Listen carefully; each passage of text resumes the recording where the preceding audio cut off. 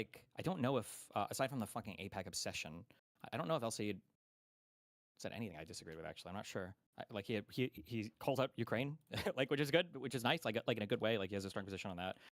He calls himself a capitalist, and I don't know how much that'll hold, but yeah, I don't know. It's yeah.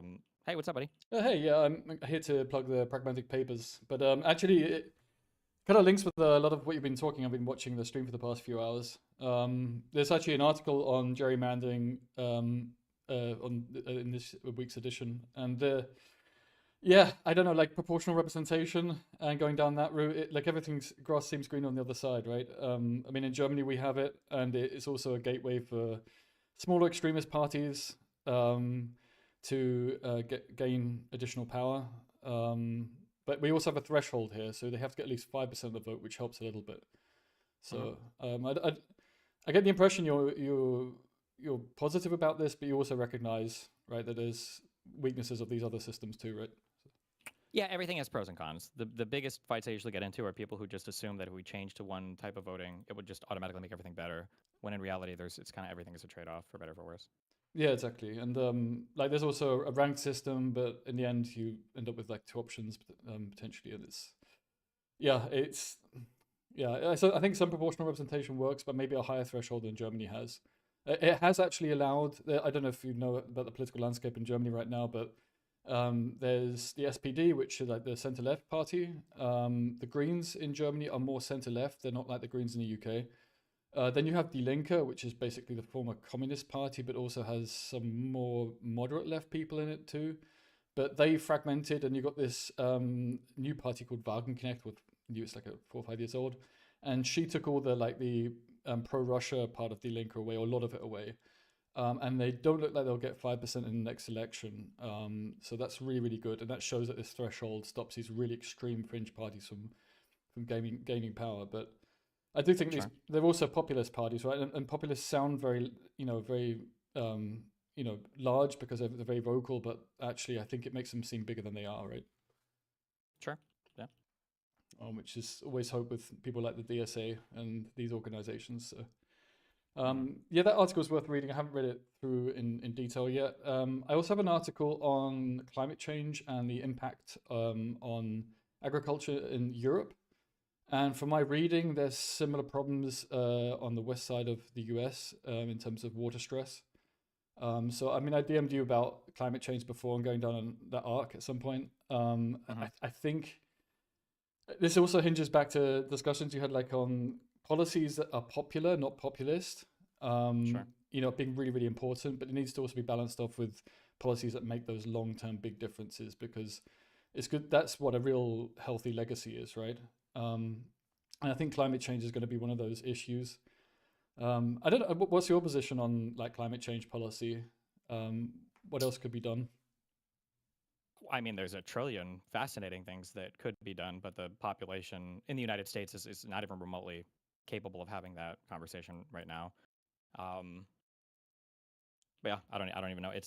I mean, like obviously I think we've gotten in my lifetime now past the point of the warnings of like, oh, this could be bad or there might be things like I think we're past that point to where like yeah, we're now seeing like pretty big shifts in climate. I try not to mind fuck myself too much in like confirmation bias or whatever, but like I feel like I don't know, I feel like I've gone to New England several times and like, god damn, it's fucking hot up there now. Holy shit. I think it was 100 degrees when I was in DC a few days ago. 100 Fahrenheit. Is that common in DC?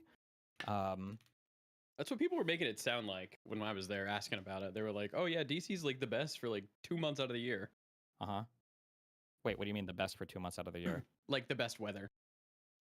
But then like every other part of the year, it's like fucked, like either too hot or too cold. Oh, But I mean, well, how I don't often know. has it had like heat waves this year? Is this like the one-off, or was it like this earlier in the year as well, like for LibCon? Um, how often is it what like super hot? Yeah, yeah, exactly. Um, well, I mean, haven't the temperature high things that have been recorded, aren't they like increasing like everywhere around the world? Yeah, I mean, this is what I'm insinuating, right? So it's not just about the one-offs, but like our Oh yeah, yeah. anecdotal No, I'm experiences. sorry if I was implying that. No, I don't think they're one-offs. I think these are like trends that we're starting to see like all over the planet now, which is not good. Exactly, and I mean, climate change research is, these models are statistical physics models. So it's a bit like me reading a different dialect of a language. So I guess like you putting up on my British English. Um, so I can kind of read some of these papers reasonably well. And what people don't get is that scientists are very scared about coming across as wrong, or being wrong. So the information that's put out in the public space is often very, very conservative. And people really struggle to deal with statistics. We see this in politics as well, right? When you look at polling, for example, I think 2016 polling, Trump had like 30% chance of winning the elections. So the fact that Trump won the elections doesn't make the polling wrong. He had a 30% chance. It's like 30% chance of rain. And so people struggle to deal with these probabilities and possibilities with the climate models. But there's some quite scary predictions about how extreme it can become, especially with these tipping points that we're likely seeing in terms of methane emissions and such like. But that leads on to some. One thing I think that needs to happen, that is, it has to happen, is I think that part of the scientific establishment, and they already understand this to some extent, because like there's like Scientific American, I think Nature publishes articles on their website. It needs to become part of an academic discipline or of scientific training, that you have to engage in public communication. And public communication, as much as I hate it, and I hate it more than anybody else, public communication doesn't mean being able to write a good article. It means being able to go onto Joe Rogan and argue with the alien guy. I think we need to see these people more out and center, because the whole field is either going to be is it autodidact if you teach yourself? It's either autodidactic people like me who try to learn and read stuff, or it's just like the fucking lunatics where the actual scientific people just are never engaging, and it sucks. It's very, very, very annoying. Yeah, I mean, I hope they it's a different skill, right? I mean, I think it is. You're incredibly good at understanding very challenging topics and then being able to put it into the language that other people understand. I don't think that skill is respected enough, and that's the kind of training I think a lot of scientists need. But they also need the platform, right? It's also about an opportunity to speak, and this kind of goes back to, I mean, what the UK has been doing. I pushed it's called a green paper in the UK. It was one of the parting gifts of Starmer under his government, that they were looking into how they can legislate platforms. And one of these ideas was like a certified source of information. And I think that's the kind of right way to go. And then encouraging and allowing scientists to become like certified YouTubers. It's a bit like you've suggested before about certified journalists. And I think it's also a possibility that you could have a kind of scientist journalists and really push for that, maybe fund that through the state or through an NGO of some kind. We need that. Maybe. Thing, I don't think that would be the worst idea, but the scientific bodies themselves should feel an impetus to do this. I think they themselves should want to get on this, because it's like, at the end of the day, like, what is the point of any science if you can't communicate it to the public, right? Unless you really just want to be writing papers all day to fellow academics, there has to be some urgency on them to be able to communicate to the public the things that they have, the scientific findings. So I hope that at some point you should see my institute. Like, I think half the people would struggle. There are definitely not mental health issues, but character traits that would make it maybe a little difficult for them. But I also think I don't disbelieve that, but it has to change. Yeah, sure. I'm just saying there's a bit of a challenge there, and there's also, I think, the easier challenge to overcome is the snobbish kind of ivory tower of, oh, we're so special in what we do, and that kind of needs to be broken down, and it should be seen as a responsibility of scientists to inform the public. I think it's part of our democracy. Like, so much important policy has scientific relevant science that's part of it, and people need to be able to understand that. It's the same thing with food production, in terms of the quality of the food, as much as the impacts on the environment, our role in the environment, these kind of things. So, or like pollution in city centres. One of the things I like about Sajid Khan in London is that pollution levels have dropped by, in some cases, 40%. And there were incidences before of children as young as 5 dying from respiratory problems directly linked with the pollution. So, like, this is a real achievement. But, people need to, it's a shame that people don't recognize this more. Although he looks like he's going to get a 4th term as mayor, so clearly enough, some people are. So, and I think this goes back to another point before about like these popular policies. Like Burnham in the UK actually is quite good so far. He's suggesting a policy on clamping down on false discounts in shops. So basically discounts that are always there, they're not really discounted, they just advertise them as so. And I mean, it's a small policy, but it's that popular type of policy, right? It's easily graspable, it's easily understandable. And if you look at the polling, he's doing really, really well. And I think it's that kind of policy mixed in with that long-term kind of the climate change type policy, transportation, education, which is critical, I think, across the board. And so you need to mix that in, but it's that kind of popular policy. I think people confuse it with this populist notion, which is about us and them, this divisionary type of rhetoric, which I just think is underestimated in terms of the danger. In fact, I think that's the most dangerous part of the DSA. Is it's not whether they want to nationalize energy, it's that they've got that us and them narrative, including, which I mentioned before, that socialists in the UK don't have this in their organization, certainly to this extent, this anti-NATO stance, which means anti-Western alliance, as if they're the evil boogeyman. And that populist part is far more toxic, I think, or at least comparatively so, with kind of the socialist ideology from the 19th century. I think it's underestimated. But the other article I got into the Pragmatic Papers this week, I'm leaving it on Saturday. I'm cycling to Ukraine this time to raise money for Ukraine. Wait, your thing just got out. I'm just saying I'm cycling to Ukraine to raise money for Ukraine this year. Okay. And I'm leaving on Saturday. I had planned to cycle to Venice in Italy, and I thought, look, I can't basically go on a semi-holiday to raise money. I need to do the right thing. I did go to Ukraine 9 years ago, and I've been wanting to go back, but I've just been put off given the war. And I'm thinking, wait a minute, this goes back to like a tit for tat type, strategy here. I don't want to cooperate with Putin and be put off going to Ukraine because of him trying to scare people away.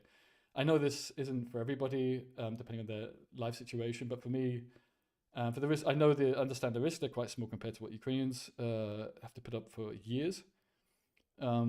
But it's an act of defiance as much as it is as a fundraiser. So my plan is to get there within a week to Lviv in the west of Ukraine. There's a small chance I'll meet up with Ukrainian Anna. I hope it works out, but we'll see. And I'm fundraising for the International Legion. You can go onto my X account. That's one way to get there. I'll be putting up a video on my YouTube account. We're fundraising for trucks and for buses for them. That includes anti-drone technology. There's also my Instagram account. I've got a few different ways that you can find me. And I'm going to try and get as much out as I can in terms of some content about how much I'm suffering, because the heat's going to be pretty insane. But it's also another. How long did you say? How long is that expected to take? Well, it's just over 1,000 kilometers. So in your crazy units, that's like 670 miles or so. So I'm planning. I want to do it I have my own private kind of goal, but I want to do it within a week. I mean, I say 6-7 days just for the memes, but so we'll see how it goes. It depends on the weather. There's going to be also rain, apparently, so a lot of extremes. But I'm looking forward to seeing Ukraine again. I've been there a few times in my life, and they've been incredibly kind to me. Lots of families let me into their home. I ate with a lot of people, drank vodka with people. That kind of kindness left a mark on me. And so it's a little bit personal, the way that the country's being treated. But it's also about the liberty of Ukrainians. And I think as liberals, we've just got to be steadfast in support. And also got to thank the DDG community and yourself for last year, because we raised about 2,000 euros for anti-drone technology. So those anti-drone drones that the Ukrainians use, the money went towards that. So thank you ever so much for last year. So hopefully we can do something similar this year. Cool. So yeah, I mean, if you have any questions about my equipment or my bike and that kind of thing, yeah, uh, there's I can tell you about the history of my bikes, but yeah. Okay. I mean, I don't know fuck all about biking, so, but Yeah, it's like a titanium bike, so it's kind of quite strong, not as light as my carbon racing bike, but and I used to take my guitar on the back of the bike, but this trip's gonna be a bit quicker than that. But the front of my bike, I have a decent camera, and I'm also taking my tent with me on the back, so it's yeah, I've kind of optimized the setup. I realized the other day I spent about maybe over 2 years of my life doing bike trips like this, so mm-hmm. kind of evolved the equipment and setup. So yeah, Gotcha. Cool. cool. Yeah. Does it matter? Is there like a difference in like from one country to the next when it comes to bikers? Like in the US, we fucking hate, obviously, like the meme is like every driver hates bikers. Is that the same in European countries when it comes to Yeah, driving? that's a really good question. Bike? Or actually, wait, also too, you live in Germany right now, right? Mm-hmm. I don't know if I don't know if I said this exactly before on stream, but I've driven a little bit in Germany, quite a bit in New Zealand, quite a lot in Sweden. I was really surprised driving in the UK.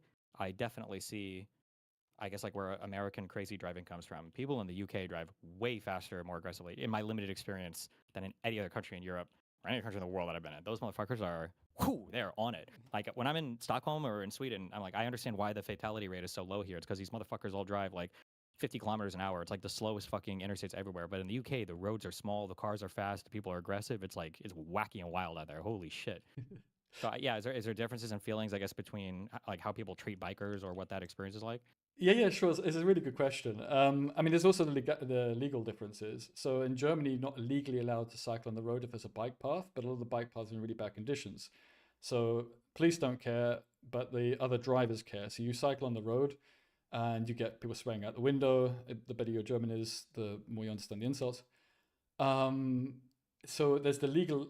So they're kind of edgy, the drivers here, and a bit pissed off. But their cars have working brakes. So if you go to a country like Serbia, Montenegro, Romania, there's a lot of cars, and you can tell that the braking is like a ship. It takes a long time to stop. And so you get some kind of close incidences. The craziest country I think I ever cycled in was Georgia, or maybe Armenia, but it's more Georgia and the mountain roads. They're really, really narrow. It's a lot of trucks. They don't have many asphalt roads out there. So I had some very close moments. I like to think the cars are being affectionate, getting so close to me. Okay. So no, it is a bit risky, but Poland is not far off Germany in terms of mentality, which is interesting. So a lot of Eastern Europe is a bit more relaxed in terms of you don't get people spraying out out of car windows at you. Hungary is another country where it's not particularly cycling friendly. But the last thing I remembered of Ukraine was some of the roads were really, really bad, which meant you had to cycle further away from the edge of the road. And of course, that can get a bit hairy as well. But it's not just about the number of cyclists on roads. In fact, that can put off other drivers. They can get really, really pissed off with you. So sometimes if you're a novelty, drivers are going to be more friendly. You get less aggro from people. So, I mean, things are changing as well. It's been a long time since I was in, say, Ukraine or Bosnia or these types of countries. So maybe things have changed there. But yeah, driver mentality, I think actually Germany is one of the worst. So I'm kind of looking forward to going east. Even Poland's a little better. Gotcha. So, and of course, it's a good excuse to eat tons and tons of food because you need to. So it's another advantage of the method. Cool. Cool. Yeah. All right. Well, yeah. Anything else? No, I think that's everything. Maybe if I see you on stream and it's next week, if you're interested, I can jump on and tell you how I'm doing. But yeah, sure. Yeah, because I think it could be quite interesting to say how it's going. But cool. Thanks for having me on. Yeah. Yeah, sounds good. Be careful. Stay safe. And then if people want to donate for the trip or anything, all of those links I'm assuming are going to be at the bottom of your or on your article in the Pragmatic Papers. Yeah, exactly. That's the best place to go. Yeah, and you should always go to the Pragmatic Papers anyway. So cool. Gotcha. Yeah, thanks for having me on. Thank you very much. Bye. Have fun. Bye.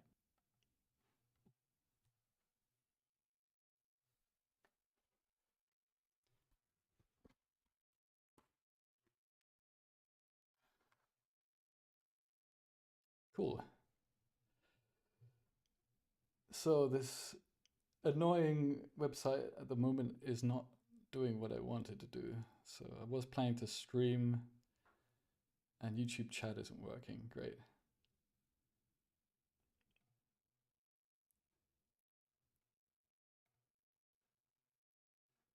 Is my channel actually working?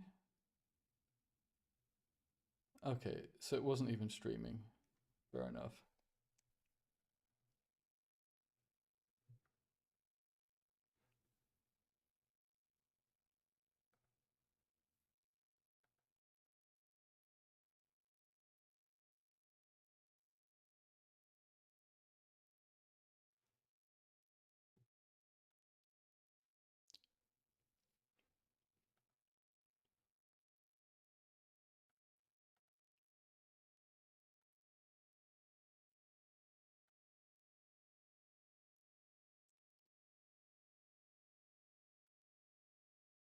Oh, is it streaming?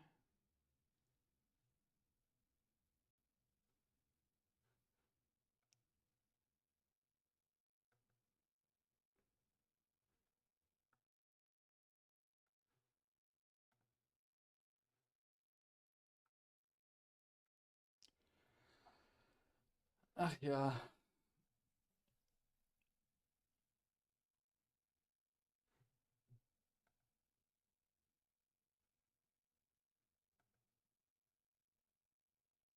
It says here it's streaming, but visibility private, maybe that's why.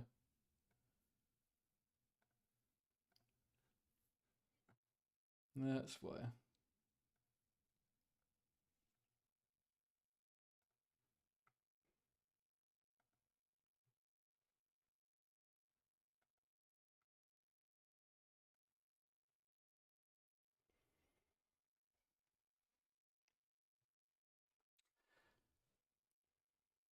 Sorry guys, that was having some technical issues.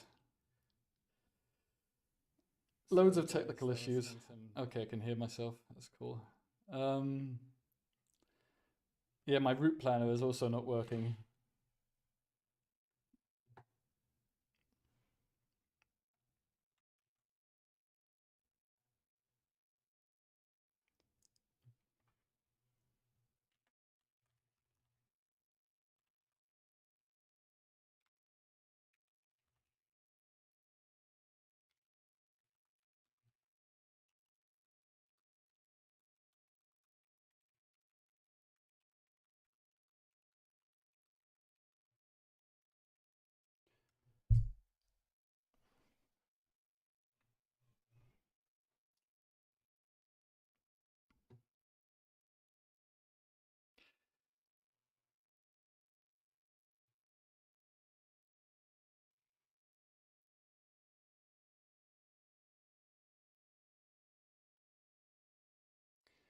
So the only border crossing I can cross into Ukraine from with a bicycle is this border crossing.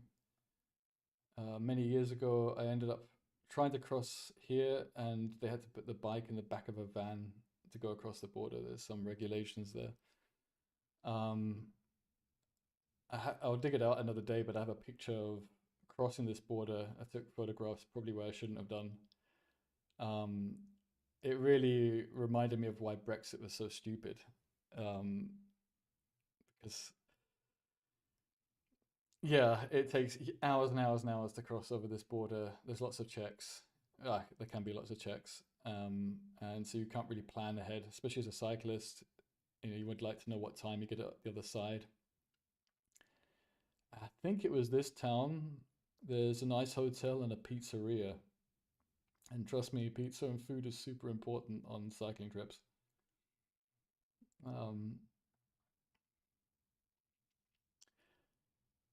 Yeah, so maybe I edit this and make it into a video. So thanks for joining me. I'm going to just discuss my cycling route and also a little bit about why I'm fundraising for the International Legion and trucks and buses. Ukraine's been suffering for too long, and the longer it goes on, the more defiant we should be against the likes of Putin. And it also must avoid normalization in the media of the conflict. We have to keep talking about it. It's also a selfish act to defend or to help Ukraine defend itself. As Europe, at least as Europeans, Ukraine is defending our eastern flank of our democracies. And I just think that it's also an understated thing, an aspect of the conflict. So there are kind of three big reasons why I want to do this fundraiser ride. And I'm also looking forward to seeing Ukraine again. It's not just about the fundraiser in itself, it's also about visiting a country that treated me well before. And I've often cycled through Lviv before, but I haven't spent days in Lviv. I'm looking forward to seeing more of the city. I remember really good book markets and rummaging around secondhand books. And the beautiful cobble streets that are a pain in the ass, quite literally, as a cyclist. So there's that side of things. But that's why it's good to maybe take a little bit easier on the route. Sorry, someone's writing to me.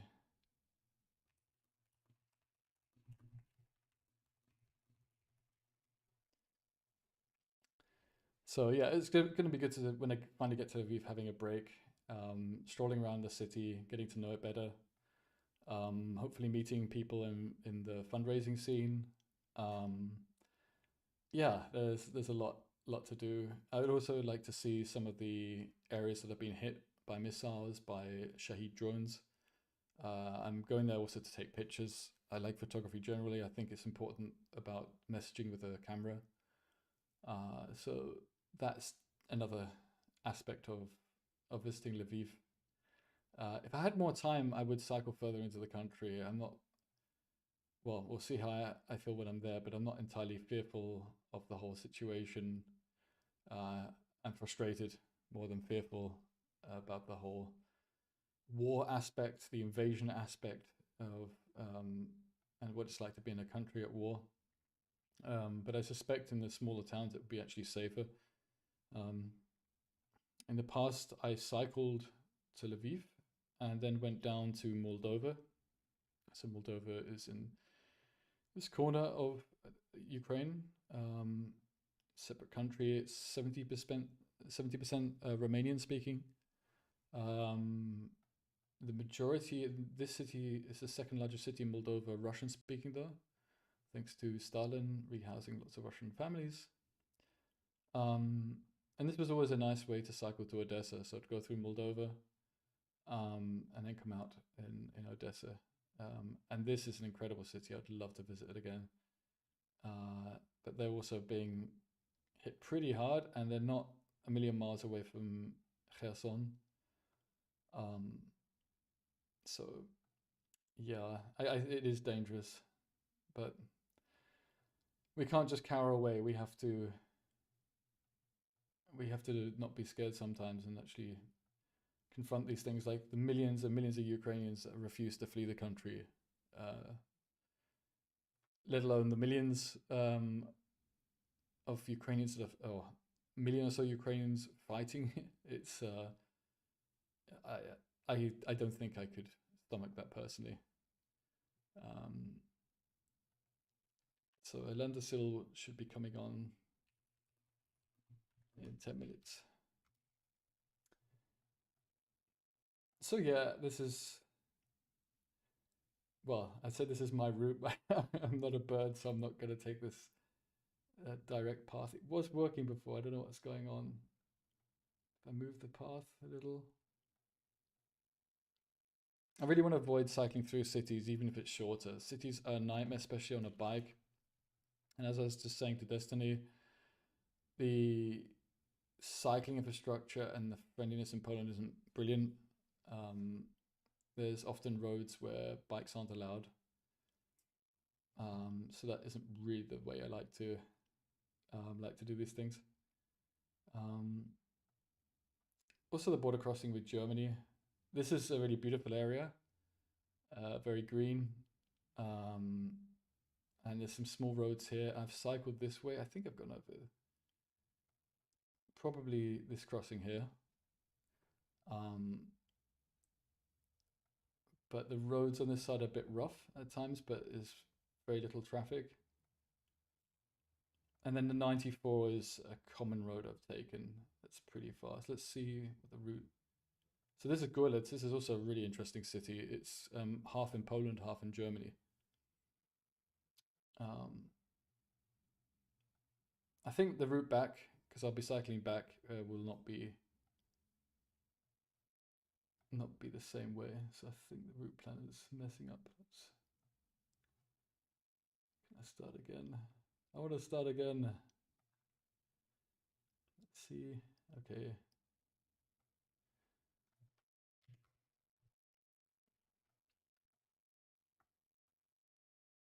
Yeah, so Görlitz is a pretty cool city. Bautzen is the capital of the Slavic region of Germany. So not many people know about this outside of Germany, but of course German is the most common language in the country. But in this corner of Germany, it's Schwäbisch, which is a Slavic language that's related to Polish and Slovak. So I will be probably cycling through there. So let's try from the north.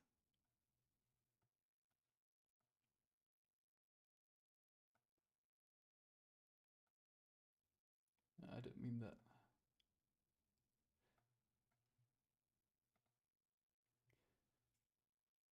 So in the past, I'd cycle through on some of the fairly large roads. They'd often be quicker just because the surface was better. But I think this time I really want to avoid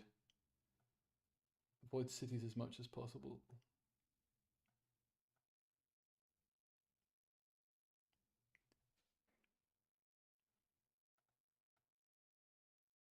I remember I slept on the German side of the border here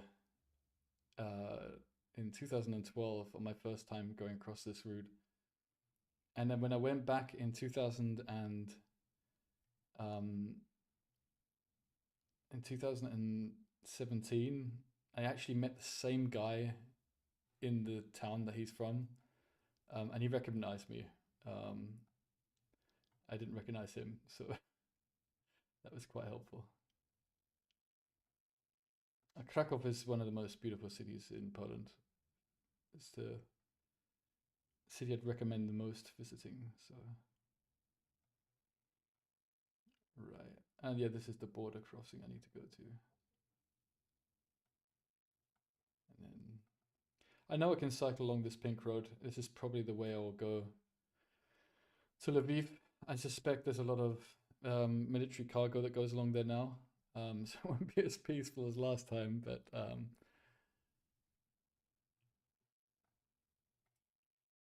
such is the way. So it takes a little bit of time to figure out the route. Actually, I wonder what route finding algorithm this map system uses. You can put in your preferences here. So at the moment I'm just going for road, because I really don't want to hit cobblestones and gravel.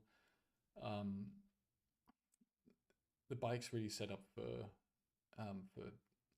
touring and like a narrow tires type of touring. I used to actually, I have my Instagram here while this is loading. I can show you actually the history of my bikes via my Instagram. Hey, Half Hungry. Welcome to the stream. We're live. Hi. I'm trying to figure out how to hear you properly on Discord. Can you not hear me? I mean, actually, maybe my microphone needs turning up. I need to get nearer to the mic. You're better now. Yeah. Sorry, I've just been too chillaxed and kind of initially my stream is private as well, which is a bit annoying. And I must be honest, I've got so much to do before leaving on Saturday that I'm just trying to squeeze everything in at the moment, like doing a stream.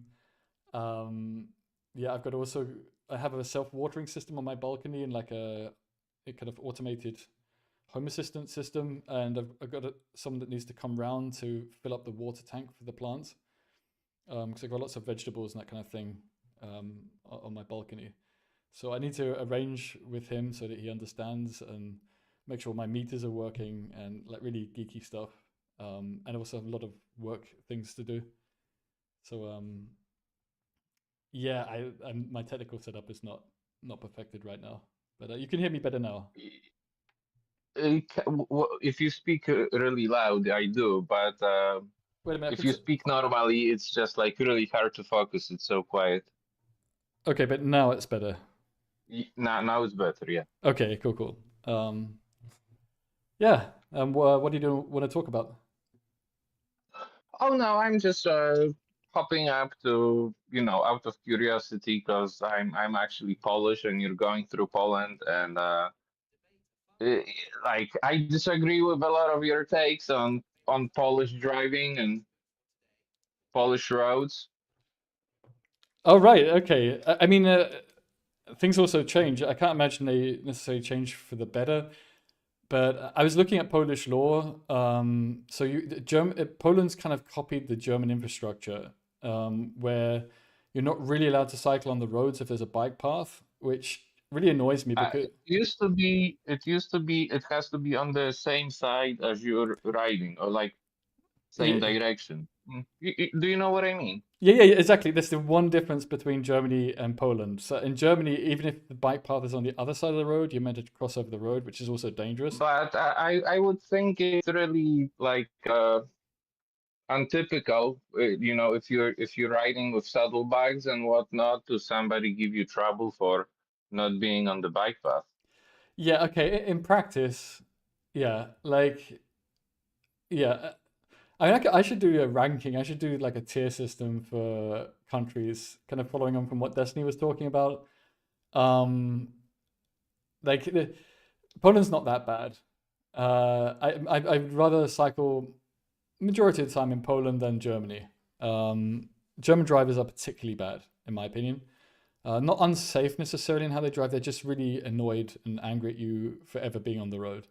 It depends on the road, Like if it's a busy road, it's gonna be bad unless the drivers are really good. But if it's a countryside road, it's gonna be fine. Yeah, that's true in Germany as well, actually. And in general, I suppose the differences between countries maybe aren't as great as the differences between cycling in the countryside compared to cycling in the cities. And then it's more a case of the condition of the roads. But even cities are, I mean, unless you get yourself into a pickle. But I'm from Warsaw, and I used to ride in Warsaw a lot. And this was even before we had any bike paths. And even then, you would just go. You go and then you get through, and it's okay.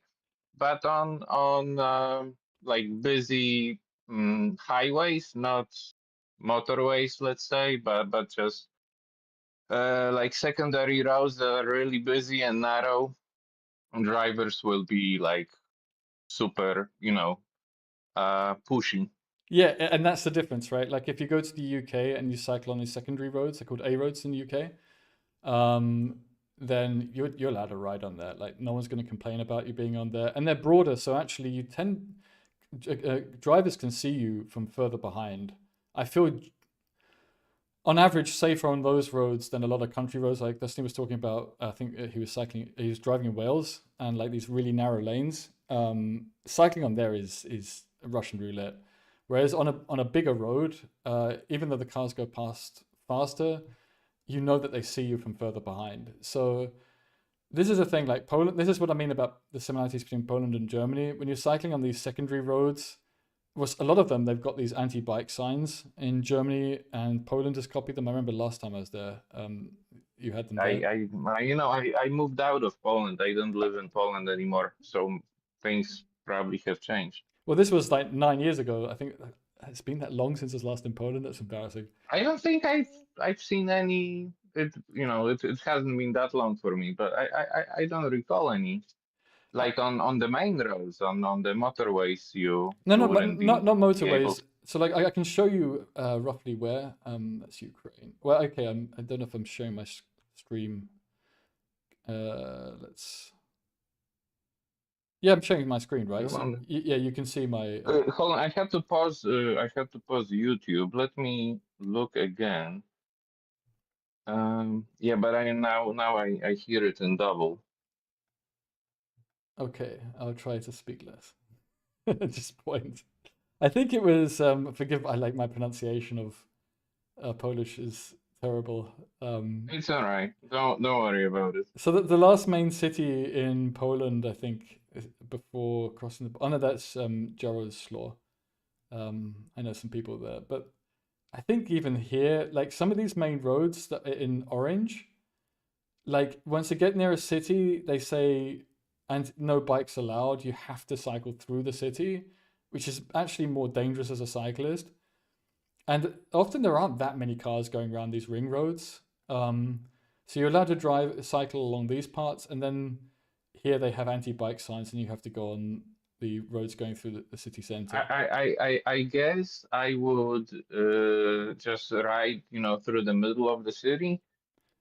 I know that like you're going to be in a bit of a hurry, so that's maybe not an option for you, but really that may be the best option to avoid the bigger road. And just in this kind of a city, there's not going to be a lot of traffic. As I said, I know the city. I've cycled through it a few times. I've gone both through it and I've gone round it. It's not the end of the world. It will take me a bit longer. It's a shame I don't have more time to see some of the cities when I'm going through. I think on the way back I'm going to go via Krakow because I also have friends in Krakow, and it's one of my favorite. It's my favorite city I know in Poland. I mean, it's a bit cheesy. I mean, everyone loves Krakow, right? But so on the way back, I'll take it a bit more time. But I have cycled through this city, and I've also cycled around it. It definitely saves time to go around it, and there's not so many cars on the ring part of the road. Actually, it's the main part of the road that goes between the cities where there's a lot of cars anyway. There's plenty of space. It's like I'm not getting in the way of drivers. They're just copying the German system, because in Germany it's the same. They ban bikes from going on the ring part of the main roads. And then there's no signs. And okay, in the modern day we have Google Maps and other map systems, so it's not as bad, I guess, because of maps now and to go through these cities. But I started doing this in 2010. And like using maps and GPS was a pain in the ass. And so like these types of systems are really frustrating then. But I just wish I had a choice, because it's no more dangerous to go on this road actually than to cycle through the city center. And there's space. It's not like there's no space for bikes on these roads. So I'm sorry if you felt insulted as a Pole. I love. I guess it's just a different experience, and that kind of caught me off guard. But and it's also about riding style for sure. When I went for a longer trip, because we had the dog, we were really slow. We were kind of like a caravan. Yeah. So like stopping at street lights, and generally people gave us more space. It's kind of is this way. So I wouldn't mind it as much, I guess. Yeah, I mean, I do that for parts of my trips. I mean, because it's the fundraiser part, on the way there, I won't do this, and I'm just really looking forward to seeing Lviv. But on the way back, I'm going to take it a little bit easier. I wouldn't mind going to the Tartary even, just to see the mountains. I've been there in like the end of winter before, and in the snow. And I think this region is one of my favorite areas of Poland. The food is amazing as well. I mean, Tatry Mountain. yeah, the Tartary, yeah, like you're going to Zakopane in this kind of area. Yeah, I had because we did some warm showers. Yeah, so we did also one, and in Portugal we met a guy who later got in touch with us about touring Poland, and I like found a route for him, kind of starting in the southwest of Poland and then going north along the Polish German border. I can look into that. What kind of ideas I came up with? It's really nice. Yes, I mean, I think Poland is a generally beautiful country, and I mean, Europe has a lot of beautiful places, but the food is also very good, which is really important as a cyclist. I like That's funny. I have little appreciation for Polish food. My wife does, but I don't miss it much. I mean, I really like I wouldn't eat this food if I was, because my lifestyle is quite sedentary compared to what humans perhaps were designed for. So I eat very differently when I'm at home compared to when I'm on a bike ride. But I really enjoy there's like a soup in a bread. Yeah, And żurek. Is that what it's called? Yeah, Jurek. Yeah, I recognize the name. And just generally like the meats and the sausages were very good, and just the way it was prepared, it was quite simple food, but prepared, with consideration and well. Yeah, there was what else did I have? Oh, in the mountains in or near to Zakopane, when I really went into mountains, there's these little huts, and they have this hot cheese, and they put cranberries on it. Mm-hmm. And Yeah. and in the snow, that was really really nice because it all huddled in this hut together. It's very the Dutch would say gezellig. It's a word that means kind of cozy and cute. Mm-hmm.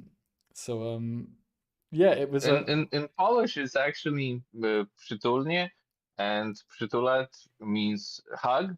So it's kind of like the word is huggy atmosphere. oh cool. Sorry, I mean, oh, you were in the YouTube chat before, so I wasn't even paying attention to chat. Yeah, Yeah, you can pay attention to chat when you're streaming, huh? yeah. I should check. I don't mean it like for me for my sake, but for your sake. Yeah, for sure. The problem is in OBS, my chat just crashed, and it's kind of a little bit difficult with having multiple windows.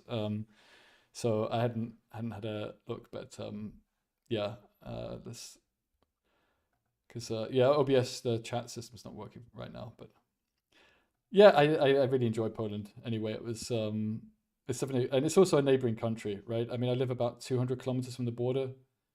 So my first day on Saturday, I really would like to be camping somewhere near to the Polish border.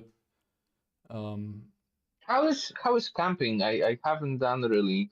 I mean, as like kind of a side note, I'm not a big fan of camping on the bike because, especially wild camping, because I just don't feel safe.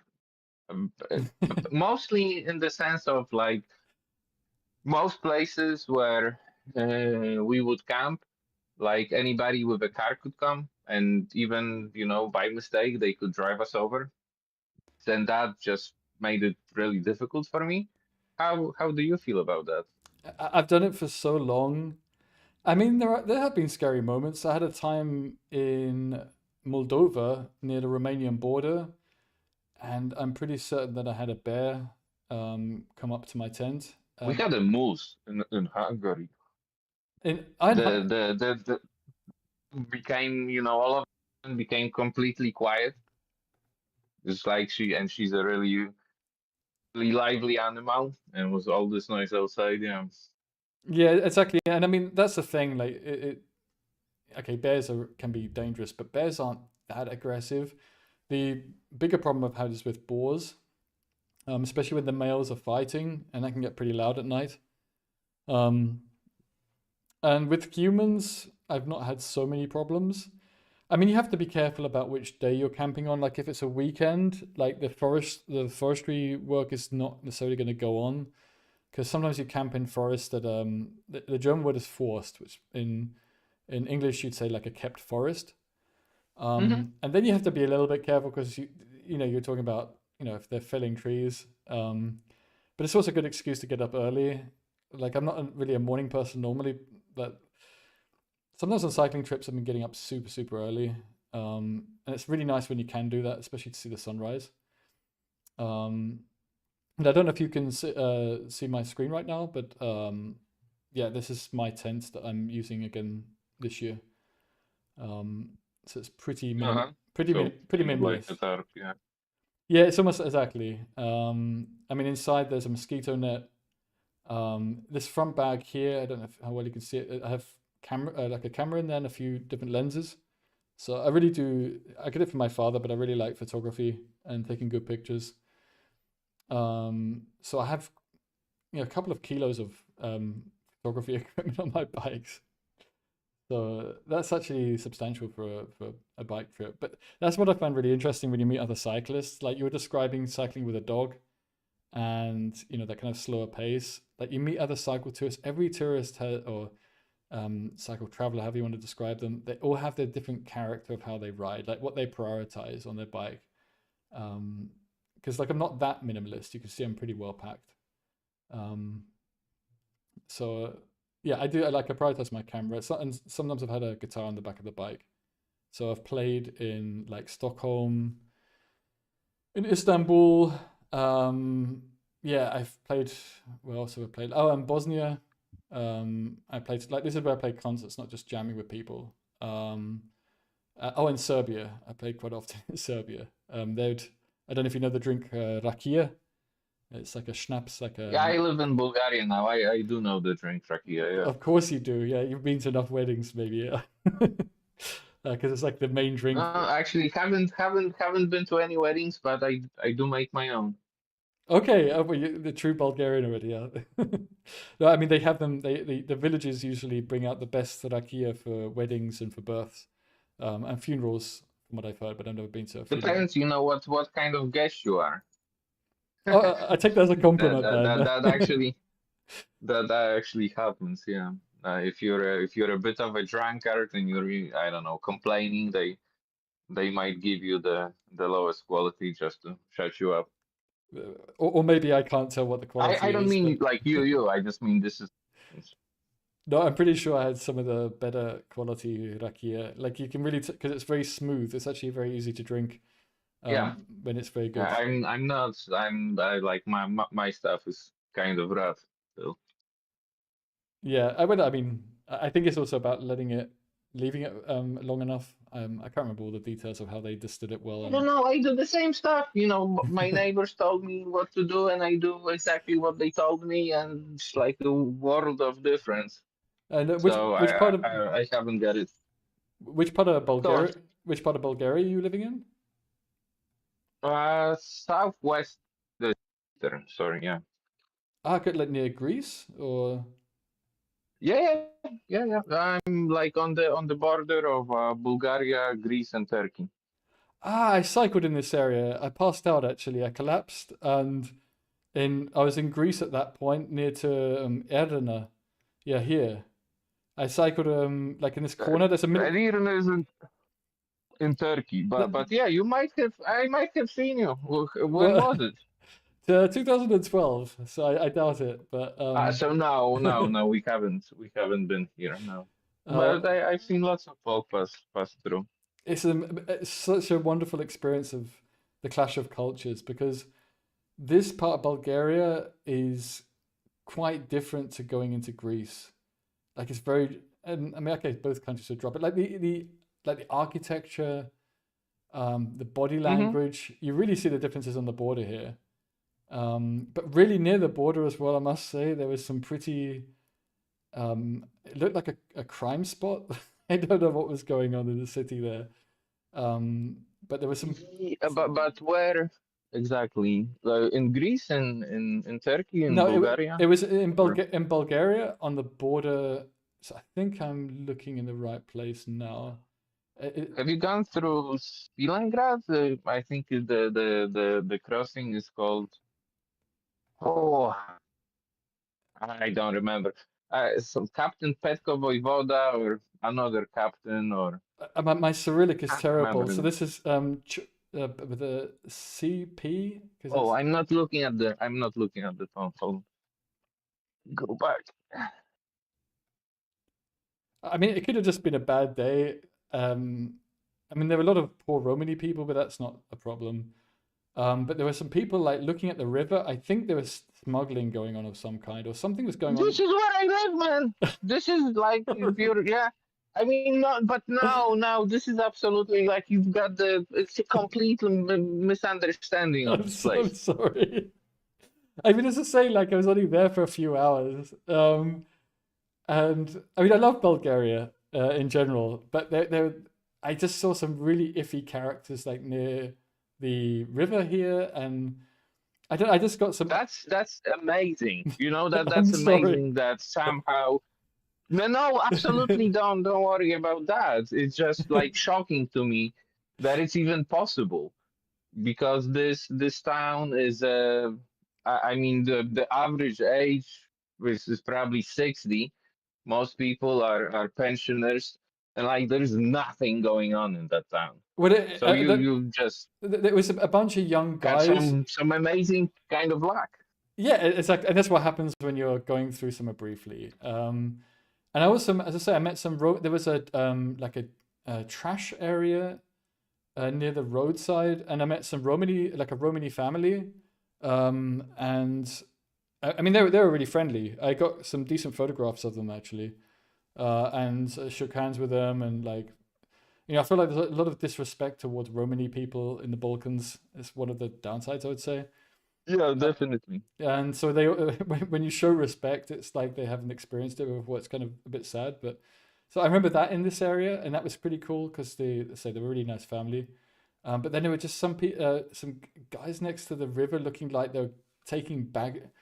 It looked like Miami Vice or something with smuggling. Maybe it was just my imagination too of how bad it was, what they were up to. And I just thought, because I was near a border, I thought, maybe like this happens near a border because it's not Schengen, right? Like, I think back in those days, Bulgaria wasn't in a Schengen area, so it could have made sense actually that they were trying to get stuff across the river.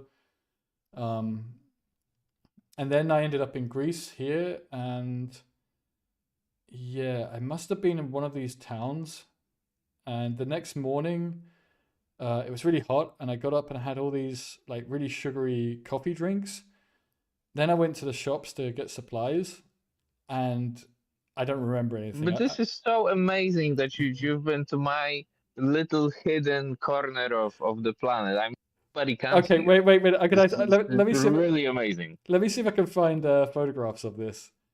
That is crazy, actually. Like the more I think about it, I think most of my pictures. I may have deleted some pictures today. I've got a few drives, of course, like a backed up stuff. Yeah, same thing here. I wanted to drop some photos on your Discord, and I checked one disk and it was like other stuff. Then I checked another disk and it was other stuff. Then I finally found the disk I was looking for, and it was like 7,000 pictures on it. And it was, oh, jeez. This is how I looked back in 2012. Like I was in the middle. This is friends of mine in Vienna. So I cycled from Belgium that year. So I passed through Austria. So it should be in chronology here. And then the Storks. This was Slovakia. That I can't remember where this is. Oh, this is probably Serbia. Yeah. Yeah, in my experience, the worst road I was on was in Serbia, right by Belgrade. Just you said I don't remember like what you call this kind of a road, but it's a one-lane road and with a lot of traffic, and it was at night. And the problem was the big trucks coming from the opposite direction with the strong headlights on, and then cars overtaking the trucks and not seeing us. And that was a scary situation. Yeah, that sounds pretty sketchy actually.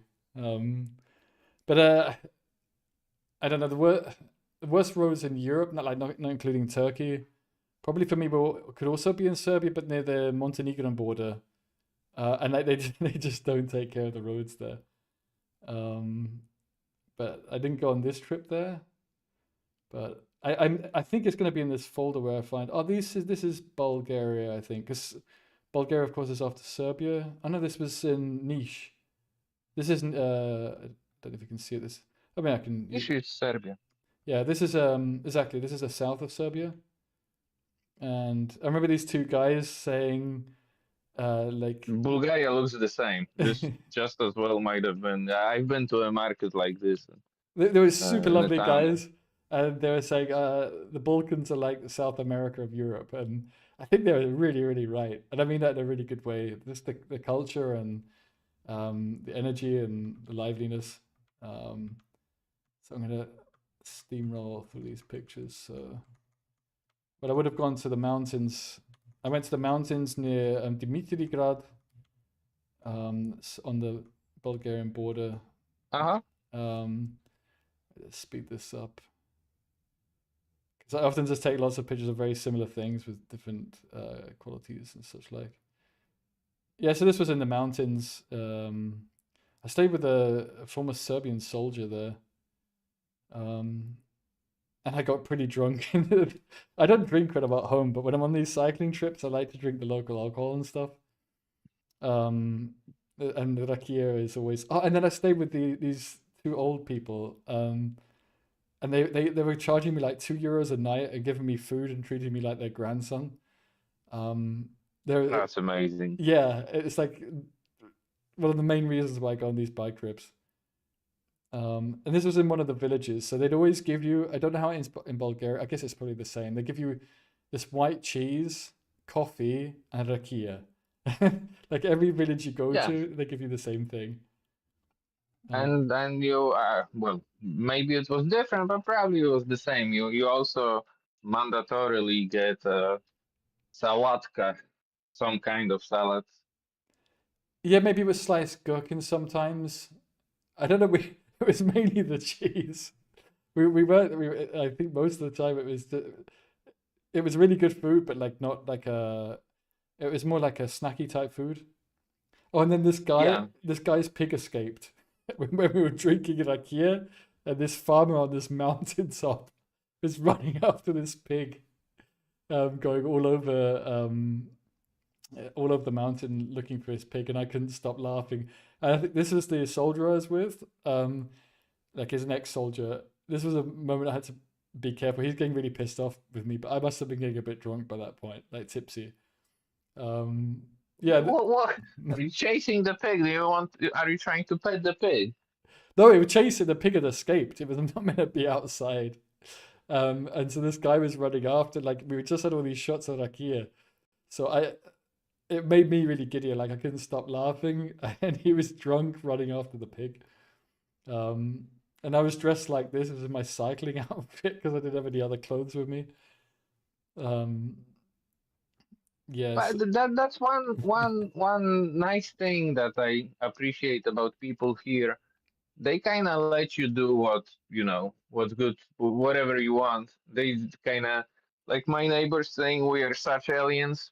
They just don't really care what we do. Yeah, I mean, I like Poland, but I like the Balkans. I preferred on average in some way, and I think it's just my personality, and I guess also I know more musicians in the Balkans, and I enjoyed the musical experiences. So it's not that doesn't exist in Poland. I just didn't have that experience. So it's a very subjective thing. But also the landscape. I don't know, Poland is really, really nice, but like I prefer it all to France and a lot of Western Europe. It's a bit more of a relaxed cultures going on, I think, in the Balkans, and I think Poland has it a bit too, but I think it gets even more relaxed and easygoing. I don't know, is that your experience of Bulgaria compared to Poland? As in, it's more relaxed in Bulgaria. Yeah, exactly. I would say so. Yeah. I like people in Poland are kind of more opinionated about others, and here most people just don't like really care to say it. It's not an issue. Yeah, exactly. And I mean, in this sense, like Poland is more like Germany. if you don't mind me saying. Whereas the Balkans No, is, no, no. I'm totally on the same page. Like, I think Poles are more like Germans than like Bulgarians, basically. yeah, I think it's true, and it probably Czechs as well. Although Czechs I think it's just if we start going in that direction. But I don't know. Like Ukrainians are also, it's also more like the Balkans in Ukraine, from my experience, than like it. I don't know. I feel bad for stereotyping, if I'm honest. Like I met great people in every country, and it's a little bit. And it's also like impressions based on like a test sample of a couple of weeks or maybe a month of my life in a lot of these countries. So it's also really subjective, right? For sure, yeah. So because I generally there's no country I've disliked, and every country has. Yeah, I can say every country I've had good experiences in, including like France and the Netherlands, Norway, Sweden. I've been up in the Arctic Circle. Yeah, they have these signs in the mountains in Serbia saying Sechan Put. Like Put means road, I think, in Yeah. Serbian. Yeah. Yeah, same in Bulgarian, yeah. So like safe road or safe passage, which is kind of funny because you see rocks falling from the mountains. And then these pictures here they're from Sofia. Because I got so insanely drunk there. Where did you stay in Sofia? Good question. Like the first night I got there, because I'd been in Serbia for a few weeks. I've been playing music there, and they kept paying me with rakia. And then I went to a monastery, and they gave me rakia. And I was really a bit fed up with drinking at this point. So I thought, okay, I'm gonna go to Sofia because it's not far from the border, and just find myself a nice hotel and like have a good night's sleep. So I found myself a hotel, like apparently it was in a really rough area. I didn't really care. The hotel itself was nice. And I went to the shops to get, I think, some milk and something to eat. And I heard this guy speaking English. And so I was kind of cute, like with an English accent. So I was like, hey, where are you from? He says, I'm from the UK, but my girlfriend's from Bulgaria. And we're about to go to a party. I looked at this cheese and milk in one hand and milk in the other. I said, hey, Good stuff. This is the life, man. yeah, like look, I don't know if he invited me or I invited myself. Basically, I ended up going to this party. I have actually videos somewhere on this drive as well, because I made videos that night. And yeah, this was his girlfriend. I think my pictures were quite blurry. She was pretty hot actually. Which is part maybe influenced me. And yeah, this is the guy James, and he had work the next day. I remember that. And when I drink, I get a bit mischievous, and I thought, okay, I'm gonna get him really drunk. But by doing so, I got myself quite drunk because I also said, like, I'm not drinking any alcohol unless it's like local. I'm trying local drinks because I don't want to drink. I was gonna have a quiet night, right? But of course, they had homemade rakia. And so I got absolute. Yeah, about rakia. I looked at a newspaper, just like an old newspaper somewhere, and I don't remember the number, but let's say that the newspaper estimated that an average Bulgarian drinks, let's say, 10 liters of pure alcohol a year. It was like an article about how much an average Bulgarian consumes. Yeah, And I talked with some of my friends, and they all said absolute bullshit. Like they're not counting the homemade alcohol. Because 10 liters, I mean, this stuff is like 60% alcohol, is super strong. So you have to take that into account. Like 10 liters is already quite a lot. I don't remember the number. I just, remember that it was absolutely not, like, it was a reasonable number for somebody to consume in a year, but it was definitely not the number of what an average Bulgarian consumes in a year. Because, yeah, I mean, it could be more, but it also includes, of course, people with like liver disease who have had to stop drinking. So of those who are drinking, the average will be more than 10 liters, even within that statistic. But anyway, that night I got so drunk I couldn't find my hotel. The two people from the party tried to help me find a hotel, or the hotel, because my bike was there, all my stuff was there. And I remember one of the guys started not shouting at me, but raising his voice, saying, "This is a really, really dangerous area. We've got to find it now." And when he said this, it just set me off. I couldn't stop laughing, and I just remember I couldn't walk because I think I'd blacked out a bit that evening. But I remember this point in time, I just couldn't like control my laughter because of the way he was taking it so seriously, which is probably the right mentality. Which of course set him off even more, made him really pissed off. I was just laughing there. And apparently one of the more dangerous areas of Sofia. I didn't find Sofia that dangerous, at least the areas that I went to. Me neither. And I I asked where you stayed because when we stayed, there is a really nice warm showers place. It's a bike shop, and it's I think it's the best place I ever stayed in. I don't know if they probably still operate, but not sure if it's the same rules. But like if you can imagine the most accepting and free-minded people, it's that bike shop. Yeah, I mean, I don't know really what I wasn't planning to stay in Sofia that long. In fact, I was planning to stay just that night. But the next day when I got up, I remember it's like 11 in the morning. I woke up and I thought, wow, I don't feel that bad. That's a funny thing about Rakia. I No, feel. no. But there was more to it, right? And then I went downstairs because I was really embarrassed because even when I was sober, I was really struggling to. It was like his key card system on the door. I was really struggling to open this door. So I thought, well, I can't. Don't tell me you were in the wrong place. No, I was in the right place, which really worried me because it meant that I had to go through this really hard to open door, and I couldn't remember opening that door.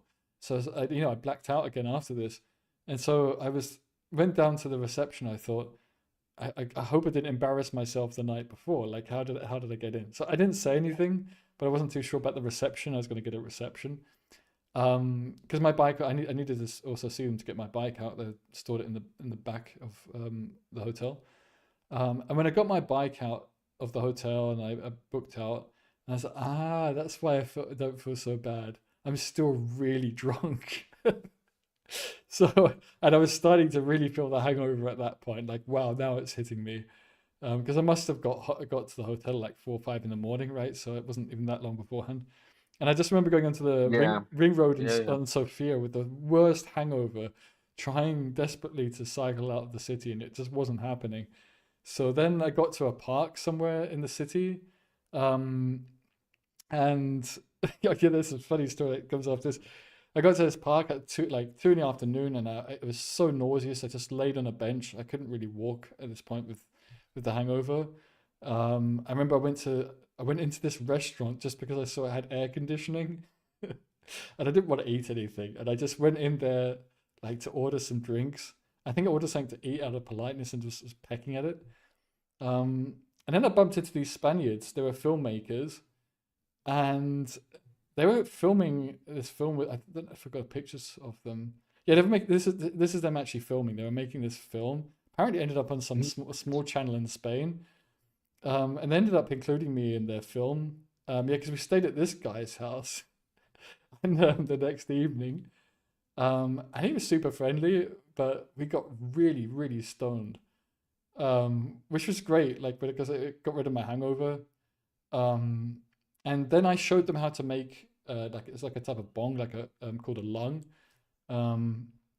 because I didn't want to smoke with tobacco and just have the weed.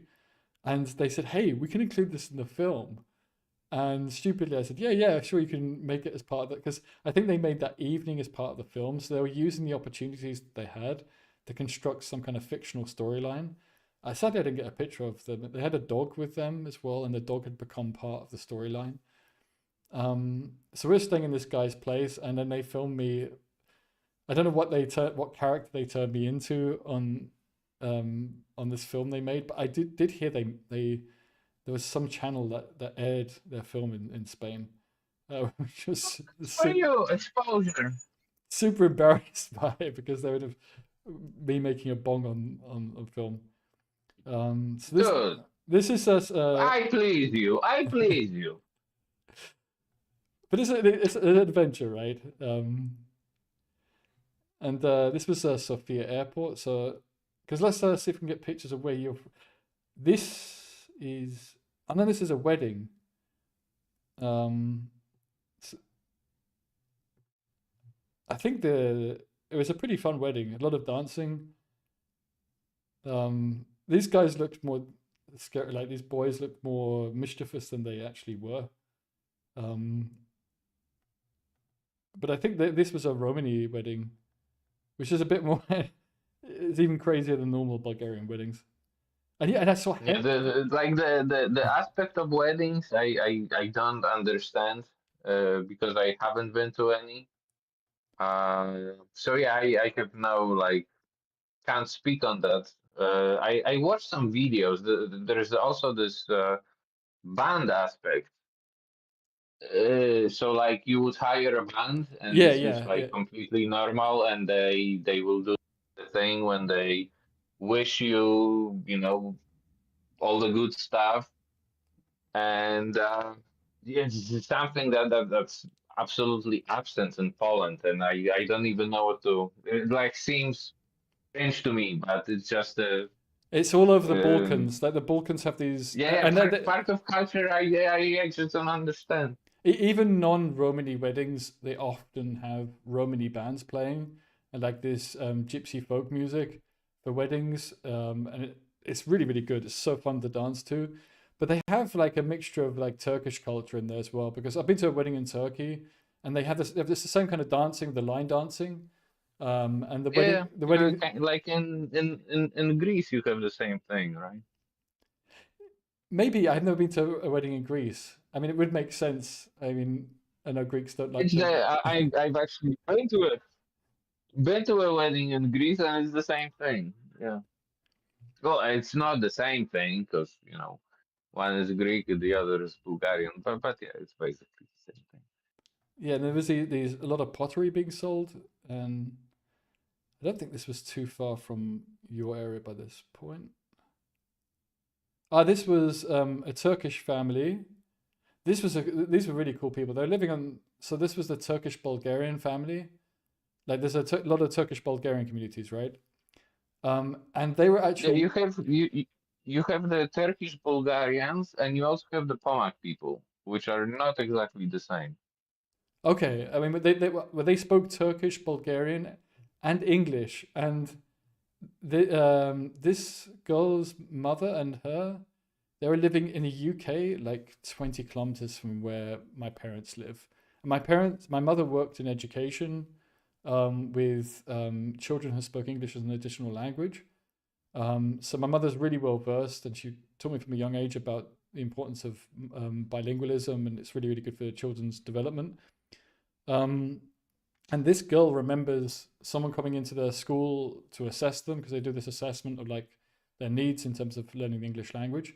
But she was super, super smart, really, really intelligent. And yeah, and like coming from this background, and it's a pretty poor area. And I was like saying to her, like, stay in school, please, you're really, really bright. Because she was translating for me really, really quickly into mostly Turkish, I think, in this community.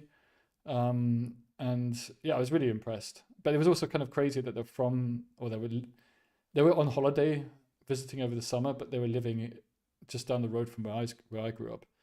So that was pretty cool finding this community in this corner of Bulgaria. But this was not that far from where you're living now. Yeah, because this is your town. Because I remember taking these pictures. My zoom wasn't very good on this camera. Like these boys were beating the hell out of this little kid. And I thought it would make for some good pictures. I remember this was the border town. So I don't know, like these houses you have everywhere, but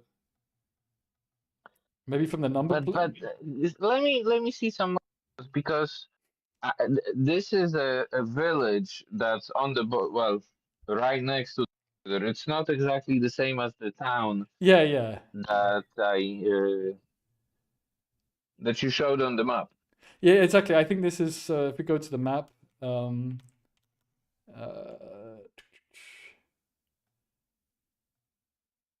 So, because I think this is this village here. In fact, I'm almost certain it is. I remember looking rightwards here. I think it's like even one of these streets. I mean, the fact that I can remember. Slabievo. Yeah. Okay, Schlau. Yeah. So the town didn't look as rough as this area, actually. But I just saw some rough characters. You know, when you go somewhere and you see some people that look pretty intimidating, Sure. you know.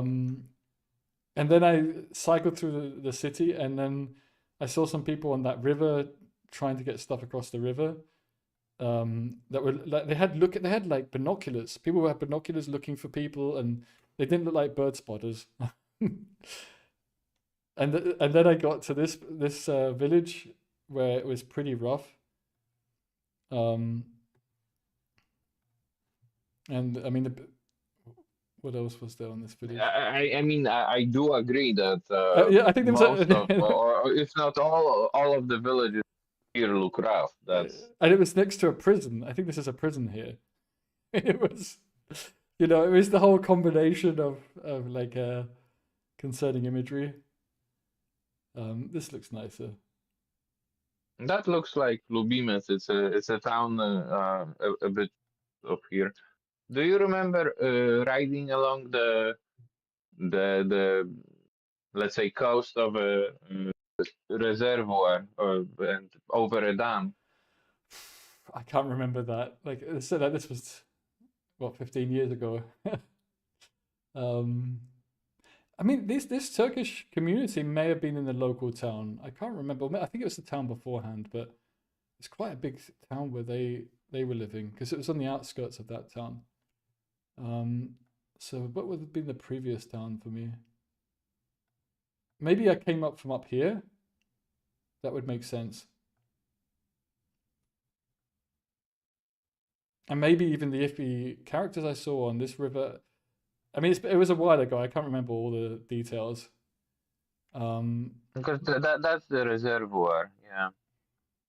Then the road goes along its edge. Okay. I think I crossed over. Maybe I did go around it. That would make sense, right? But you probably would have taken a photo on the dam. It was I mean, I wasn't used to the heat, and also by that point, because I was so late, like on my trip to Turkey, that I did go through Bulgaria quicker than I would have liked to have done, because I spent so much time in Serbia. So But you were going to Turkey or coming from Turkey? to Turkey. My plan initially was to go to Istanbul, and in the end, I ended up going deep. I went across Turkey. I went into Georgia in the end. I actually wanted to go to Russia, but I wasn't allowed in, and yeah, it was a pretty crazy trip in the end. This was actually only just the beginning, because I was working in. And where did you cross Turkey to Georgia? So I've been to this side of Turkey a few times now, but this time I would have just gone on the coastline.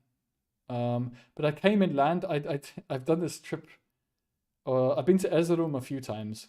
I really like this city. I don't know why. I'm just familiar with it. It feels like a little bit like home. And then I cycled from this road, the main road, because you can cycle anywhere you want in Turkey. I went from Sivas to Erzurum along this road. And then I went from Kayseri to Sivas. And I had my birthday near Tuzkulu. Because this is Cappadocia, right, over here. Like Nevşehir. I spent a while in this region. I went to a few places. And then I remember Tuzkulu. I remember they had really good pistachio nuts. It's like that means Salt Lake in Turkish. Yeah, Turkey is pretty nice as far as like things you can get there, basically. Yeah, and people are generally very friendly, and it's a pretty diverse country. I think I prefer the east. Yeah, that's what I mean. Yeah. Because like Eastern Turkey's there's almost no tourists there, and yeah, no one's trying to really actually like if you go to Istanbul, people are trying to scam you sometimes. You simply don't have this in Eastern Turkey almost at all, actually. If I think about it, I didn't really think about it. This city here, Kaz, is really really beautiful, and there's this Cars. yeah, Kaz in Turkey. Yeah. And then there's the ancient city of Ani, which is somewhere over here. Maybe it's down here. Here it is. This is the modern village, but you see all these fortifications. I think it's here, or this green area here. It's it's the ancient capital city of Armenia. It's in modern day Turkey. It's kind of sad. Right on the border with Armenia here. That's amazing. That area. That's if you're ever in this region, you have to visit. Like there's pottery all over the ground, like ancient pottery. We did go there, not on bikes, on another trip. Yeah. To Ani. To Cars. Okay. And we might have been to Ani. I'm not sure. I don't think I have any pictures on my Instagram from there, but yeah, I should put some pictures on there. It's really, really beautiful. I mean, it's just there's ancient mosques, ancient churches. Like you really see the history of the city, how the different developments of, and then it was abandoned. I think like 200 years ago. Except you have this kind of neighboring village, and it has the same name. So I guess this village is still the same town, but it's tiny now, whereas it used to take up this whole region. And you see the Russian soldiers because they're all stationed along between Armenia and Turkey. And I don't know what's going to happen to them now because Armenia's relationship with Russia is finally disintegrating. But Turkey is still not a friend of Armenia, so no, it's not. But yeah, I have to come back to Bulgaria again at some point. But I do like to do these things by bike, so and it's quite far to go from. I mean, it seems to have I accidentally planned a route. You just cheat, don't you? Well, not you personally, but in general. I mean, I went over. I didn't go via Leipzig on the way because I was living in Belgium, and yeah, then I went via Austria down to Slovakia, then through Hungary. That's another kind of what you mentioned before. That different people have different, let's say, riding styles, and like for me to get on the train, get on the bus, whatever, it's really not like a. It's fine. Yeah, I mean, I know most people do it this way, right? But yeah, it's almost like a religion for me. It's not really rational, the reason that I like to only cycle. But there's also that's like from my perspective, it's just a bit perverse. It's not. There's lots of reasons why I do it, but there's one kind of magical thing is to be able to know the road from where you live to the place you've been. Like if I didn't have a map, I could get to Lviv. I wouldn't go the best way probably, but I remember which cities I could go via, and like I always start to remember. I've been along roads, like to Novi Sad in northern Serbia. I've been there. But wouldn't you be able to just go there without a map, or without previous knowledge of how to go? Just ask some people along the road. Yeah, sure. But I'm going. It's a bit different when you go there through almost purely through memory, and I have almost literally done that from Novi Sad when I was coming back from. So this is Novi Sad here. I cycled almost the entire way from Novi Sad by memory back to Germany. Or at least a good chunk of it. I think up to like yeah, it's fine. and like it then reinforces those memories, and it's like you have ownership of that road. I don't know how to describe it. It almost sounds a little bit esoteric at that point, and I'm not that keen on esoteric thought, but there is something quite. But let me tell you one of the funnier stories of my touring. It was so we are going. Where were we in Serbia, and we are going to Kosovo. Am I not? I don't think I'm making this up, or was it in Albania? I think it was in Serbia. Uh, and shit, I'm making I don't remember the details, but the thing was that we were in a town planning our route. I put it in the computer, and it gave us the route. And then when I was looking at the route, it was like this really long, I don't know, 20-kilometer part that looked completely flat. I was like, okay, so it's flat, okay.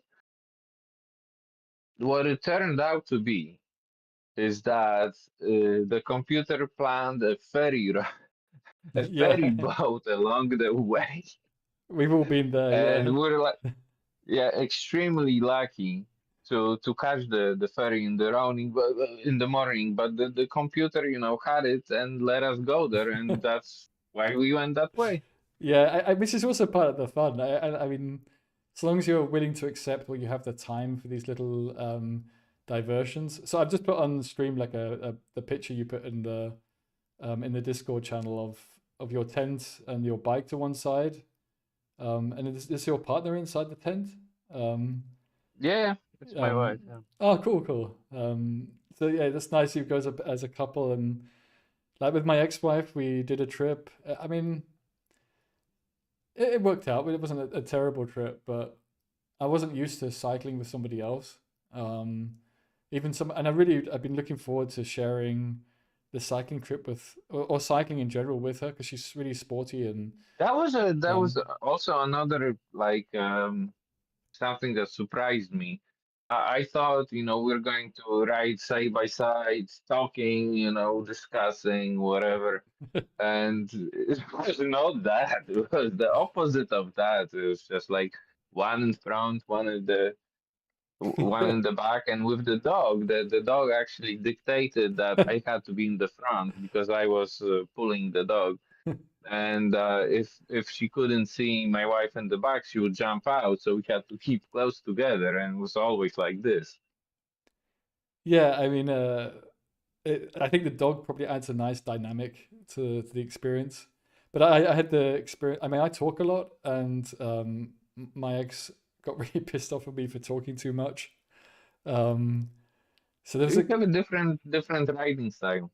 yeah, well, exactly. It kind of clashed. I mean, I really tried to be. I'd actually built the bike um, for her birthday, and really customized it for touring and such like. So I was also a little bit like I hadn't built that many wheel sets at that point. So I was cycling behind her, checking her wheels, and being a little bit anxious about that too. But I just really wanted everything to go right, and by wanting it too much, it kind of made things a bit tense, I think. And yeah, it's also about pacing, and I quite like cycling at night, and we're also wild camping, and wild camping is good to do when it's a bit later in the day, because then you're less likely to be seen. But she was really scared of the dark. Actually, in hindsight, she was scared of the dark. So that didn't make things too comfortable. Like things were fine. We went to the north coast of Germany, but yeah, it was kind of, I guess in hindsight, it was kind of the beginning of realizing that the dreams we had, that when we tried to manifest them, they weren't quite as both of us had imagined. Yeah, I mean, Yeah. like for us, it was the kind of an opposite story that we started riding, touring, because we were kind of both unhappy with our lives in Warsaw, and we wanted kind of a dramatic change. And then I also built a bike for my wife, but it was a kind of a raccoon on speed kind of deal. But yeah, I mean it's still holding up, so that worked. And in a way, this is why we ended up here in Bulgaria. Oh well, okay, yeah, because you were cycling in Kosovo, Albania, Crete. So yeah, this is a picture of you, right? I put this up on the stream too. So it's a really nice picture of you with your dog. Yeah, this was in Kosovo at this point. No, this is Greece. This is Crete. Okay, yeah, exactly, because Kosovo's landlocked. Oh, cool. Yeah, exactly. I went there as a child with my parents, but I've never cycled that far south into Greece. I imagine the food in Greece, food is really important wherever you cycle, but I imagine Greek food is pretty good for cycling with. Yeah, I mean, like what I can say with kind of confidence about the Greeks, they are, best hosts I know. They just really know how to take care of a weary traveler. Yeah, I don't know. So many countries I would say that's true of. I mean, Turkey is very much like that. And Bulgaria, Romania was they're very sweet to me. That was one of the biggest lessons I've taken from cycling trips is that far more people are giving in kind than are not giving in kind. And it's just amazing how much people are willing to give, especially in poorer communities. Yeah, that's kind of a revelation. Exactly. Revelation's a good word. Yeah. And it's a really nice one to have. It kind of is the anti-doomer revelation to have that humanity is perhaps a little nicer than we see on a day-to-day basis, especially in Western Europe. And then I realized what it was about Western Europe. It's not that people aren't nice; it's just people are more scared. And when Yeah, yeah. and if you break that shell, then people are just as nice. I've had some real kindness, especially in Germany. So Western Europe's not bad. It's just a little bit more. They've got more to lose, right? I think it's the material thing to an extent. Yeah, but it also kind of comes with the territory. Like in the place where I live, I just don't think about crime. I go out for I don't know 6 hours, and I just leave the house open, nobody inside, and just I know there is like nothing's going to happen. Yeah, I mean, especially if you know your neighbors. But I've been also like I'm kind of protective of my stuff. But when I've been in smaller villages in Ukraine or Bulgaria, like I won't bother locking my bike before going in the shop. Maybe I should, but yeah, it's like you're saying that there's this weird sense of security. No, not in a village. Like what? I don't know. I can't say that for sure, but like also I wanted to say that it's not because I know that this community here is going to look over everything and that's why nothing bad will happen. I just know that nothing bad will happen. I've had two incidences of bad things happening to my stuff. I think they're both kind of similar. One time was in Slovakia. I was staying with a family, and I just had my bike in their backyard, and then we went off to this like the local village party. And people were really taking to me. I mean, like really respecting what I was doing and kind of looking up to me a bit. And I don't want to call it cringe. I mean, people. It was really nice, but I felt like it was too much. Like I didn't deserve how they looked up to me. But there were some guys in the village because I think a lot of girls were probably flirting with me, if I'm honest. And some of the guys got really jealous. I remember that, like they were making funny faces and like walking off, and then I don't know. I got some bad vibes from some of the people. It's a big party, like maybe 100 people. And then the next morning, I realized that someone had taken my lights off my bike. Maybe I shouldn't have left them on the bike. But I said like they were expensive lights. Still, you've got enough easily. Yeah, I mean, they're expensive lights, and I need, like, I do a lot of night riding. Sometimes you get stuck at night, especially when you're wild camping. You can't always decide when you get to your destination, and like lights on a bike are really, really important, and they didn't seem to appreciate. So I said to this family, because I'd worked out that the people who had taken it were likely in, like, these jealous guys were living in the same house that I was staying in. And I heard at night some kerfuffle around my bike, of these guys coming back. They were really drunk. So I kind of, I can't remember why I was quite conclusive on it, but I was pretty sure that one of the sons of that family had taken my lights. And so the next day I kind of said to the mother, like, I really would like those lights back, you know? Like, I'm not even going to hold it against anybody. I'm going to leave the room and they can put them on the table. I don't need to know who it was, you know? And they didn't seem, like, she kind of got it. They were really embarrassed by it. But the way that that was the other thing, like the way that one of the boys, like, he just couldn't make eye contact anymore. Like, he's probably like 19 years old or something. When I say boy, he just couldn't make eye contact. Like, he was looked really embarrassed. But I didn't get my lights back. So yeah, that wasn't great. And then, You know, out of 100 possible things that could have happened to your bike, and then, after what happened, different outcomes. That was, pretty chill situation after all. in itself, it's pretty bad. I mean, it's also about trust. It's about safety. It's about respect. Like, a lot of those things were broken in that moment. And when I made it obvious that it was serious to me, and maybe they had misunderstood the seriousness before, I kind of tried to make that clear. I felt kind of bad. I was talking to them in English. Most of them spoke pretty decent English to understand me.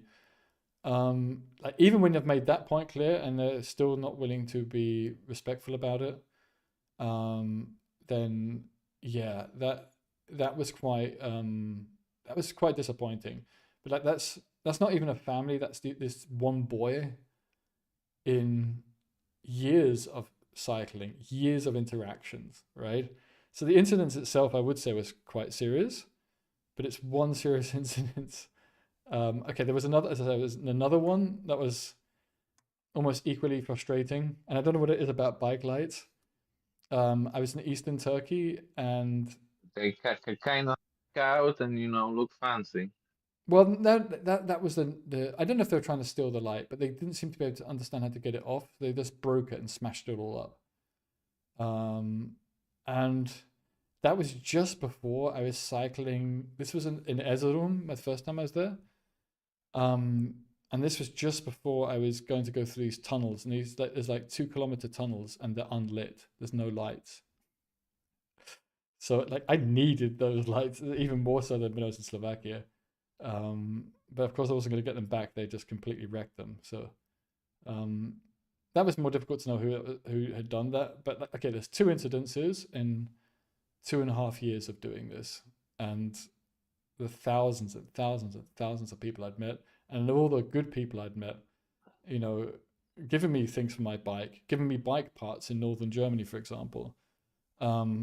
Yeah. I mean, like, we the riding brotherhood, I think we're pretty chill about, Yeah, like, but even helping folks fix bikes and whatnot. Sure, but like a non-cyclists, like people that you wouldn't even imagine would help you, or making donations to really substantial amounts. Like, and this was in Germany, to be fair. Like, I've had a good few lovely experiences in Germany of people giving things, of helping repair my bike, and like, motorheads who are not really into cycling, and it's a whole host and types of people that if you saw them on the street, you may not think, oh wow, that is a super kind person that's going to drop things and help a stranger for 3 or 4 hours do something. And it's countless more of those types of people than those 2 incidences I had. So like, in the grand schemes, it is important to emphasize that, because that is the lesson learned, is the kindness out there. But both of those experiences I had, I'm pretty sure were founded on like jealousy, and that's the Would you take into account that probably it was young boys, young guys doing that, and we are kind of fucked up at this age? well, the first boy, like I would say he was a bit older than, okay, maybe I've been anecdotal in my own life, or when I was going through like, you know, going through puberty and the fucked upness that comes with that.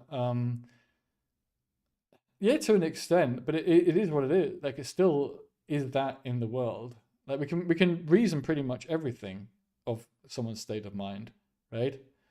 It doesn't make it a good thing, and it does make it something that we need to try and keep as societies to improve in the world, right? Because these boys and they're well, with the broken light, I'm assuming it was a guy that broke the light. You know, it's society that shapes these people, right? And so and I don't think it's any particular to any country. I just think it's yeah. I don't think it's a learning process. I don't think boys have to go through that. I think we can grow up in a healthier way. But it will happen sometimes at the same time. Like even as society is. Yeah, but isn't that like really, what's the word? Mm, Idealistic? Yeah, that it could happen, it could be possible. Sure, I'm for that, but like things in real life are not ideal, and kind of with hormones and whatnot, it may go this way.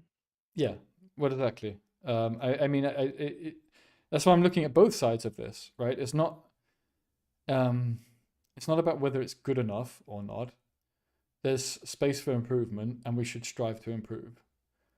But where we're at already, is a very good place in general.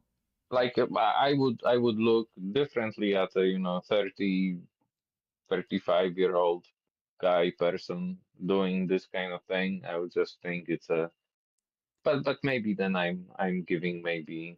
And there is this thing that boys will be boys, and I don't mean it in this stereotypical way I that we should excuse any behavior, Sure, right? sure. I'm not going to be a hypocrite. Like I did some really screwed up things as a young boy.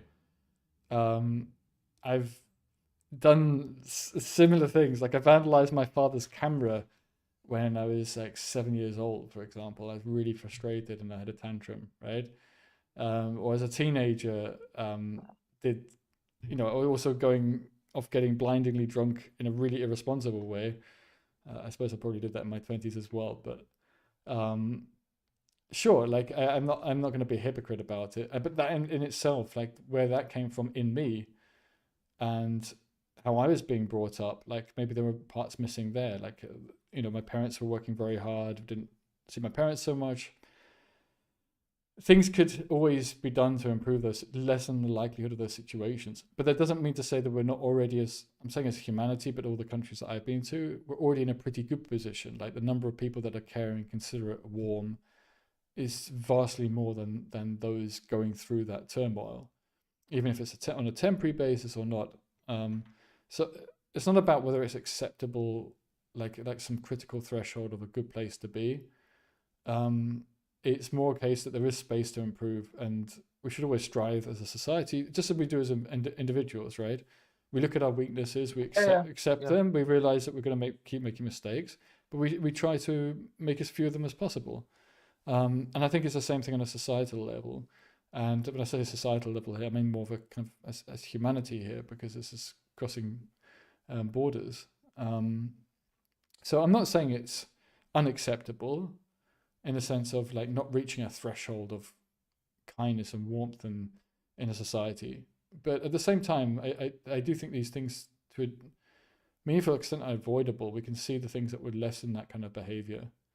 And that's why upbringing of children is so important. That's why it's important that our governments support parents and make sure education systems are functioning well. Like there's the economics as well of reducing crime later on, increasing productivity, if you want to look at it from that perspective, but also just the kind of the chain reaction in our societies of how children are brought up and what that leads later on is so immense that I think that should always be one of the key priorities for a government to improve the context in which children are brought up. And those two boys, I think, had something had failed a little bit clearly, and Yeah, yeah. But Yeah. but it's also good to see the other side of the picture, all that kindness, that warmth, that love from many people. Like for a moment there, I just felt like a kind of a vulnerable boy who doesn't really know what, like, he's able to do a lot of stuff, but he's not really able to consider all the implications of his actions. Sure, Just this kind of thing. sure, And but if I think back to it's still not okay. Yeah, it's still not okay.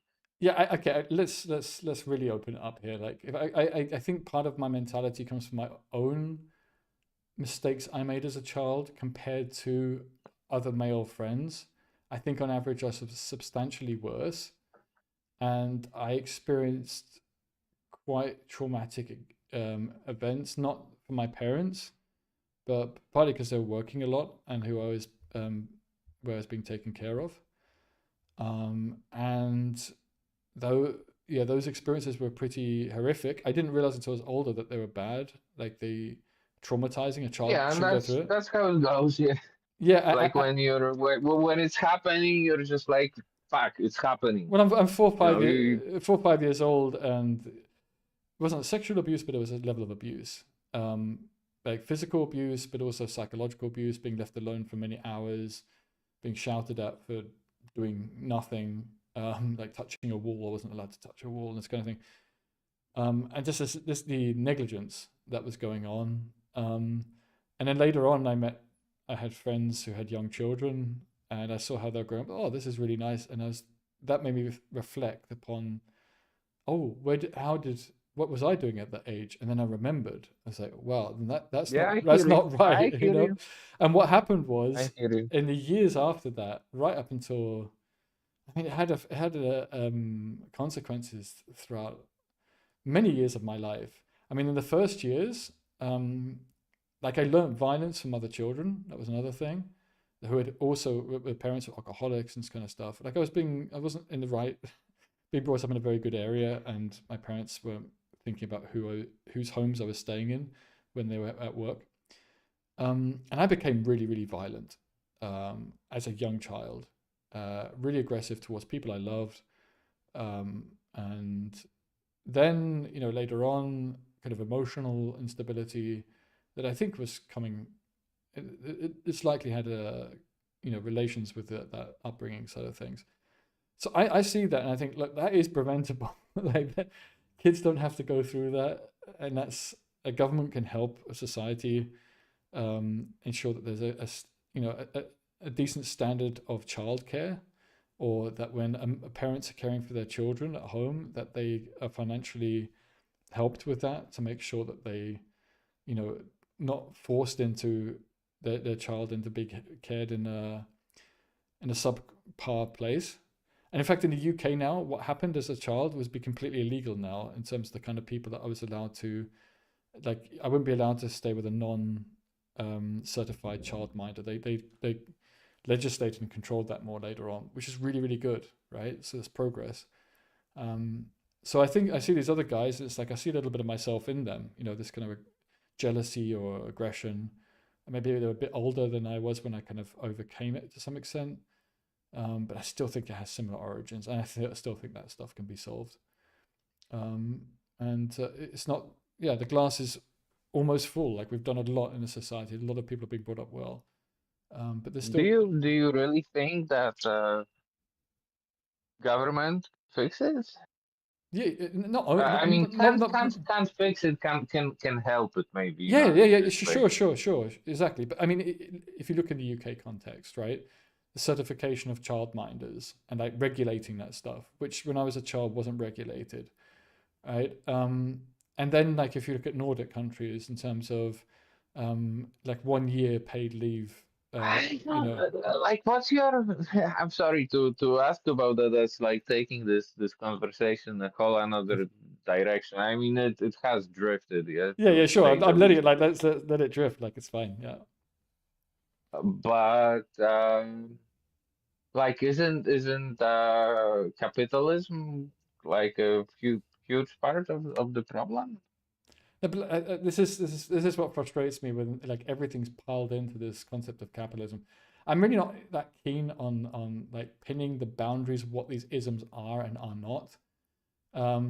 Like if you're talking about free market capitalism, right? Free market's like free from. But no, I just mean in the context of what we've been talking about, that what kind of caused neglect, right? Because it kind of comes down to neglect. That's like you have to hire a person that will look after your child and whatnot. It's Yeah, but the it wasn't just any. trying to make your yeah. Go on. But it wasn't just. It's recognizing the utility of parenthood.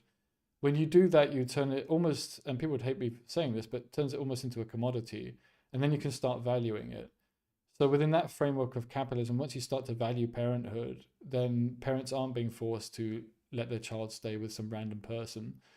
And at the same time, it's also about legislating and regulating childcare, which is what we should do. And I don't know if I'd call myself pro-capitalist because it's capitalism.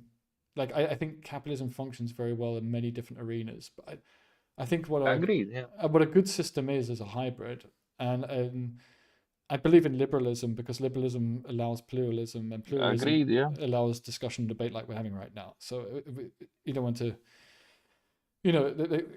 destroy what allows these types of conversations. But in terms of capitalism and market dynamics driving things, it's fantastic, but you do need to regulate it and also choose the value of things to an extent, like show what should be valued. It's a bit like how there's a carbon tax, but to have a carbon tax is by realizing the cost of carbon Like dioxide. a little. I'll put it in the general chat, mind you, but like we can set up a thing in Discord for like recommendations of stuff to look at. Yeah, exactly. And it'd be good to kind of make it more kind of focused on certain topics. I would like to do that. I mean, of course, I'm away in a few days, so it'll probably be when I come back in September. But no, this is a really interesting and meaningful conversation. Actually, I want to start a series called "Why You Hate My Politics." It's a bit provocative, but it's because my political views. I need to start reading the what are your papers The called? pragmatic papers, yeah. Pragmatic papers, right? Yeah. Yeah, we're also trying to get more writers on board, but the ethos and the direction of the papers I think is fantastic. I like the name because I'm a strong believer in pragmatism, in questioning the methodologies, questioning Yeah, I the have this whole fundamentals. thing. I'm curious that's another tangent in a way. Like in sorry, I have a lot of thoughts too. But to try to distill it. Let's say streamers kind of get hang up on semantics. Yeah, to an extent. And like semantics is really what the words mean. Yes. But there is also this another branch which is like completely ignored for some reason, or it's piled in with semantics, which is called pragmatics. Yeah, that's another branch of linguistics. Yeah, well, within semantics, there's also what meaning actually is, right? So you have the Augustinian model where it's almost like a programming language where you define the meaning of a word and it has this definition, a bit like using a dictionary to speak a language. But that's different. It's like prescriptive and descriptive, right? It's not so much that. That's about the notion of having things that ought to be done and just observing and describing something. This is more about just what is meaning within a language, right?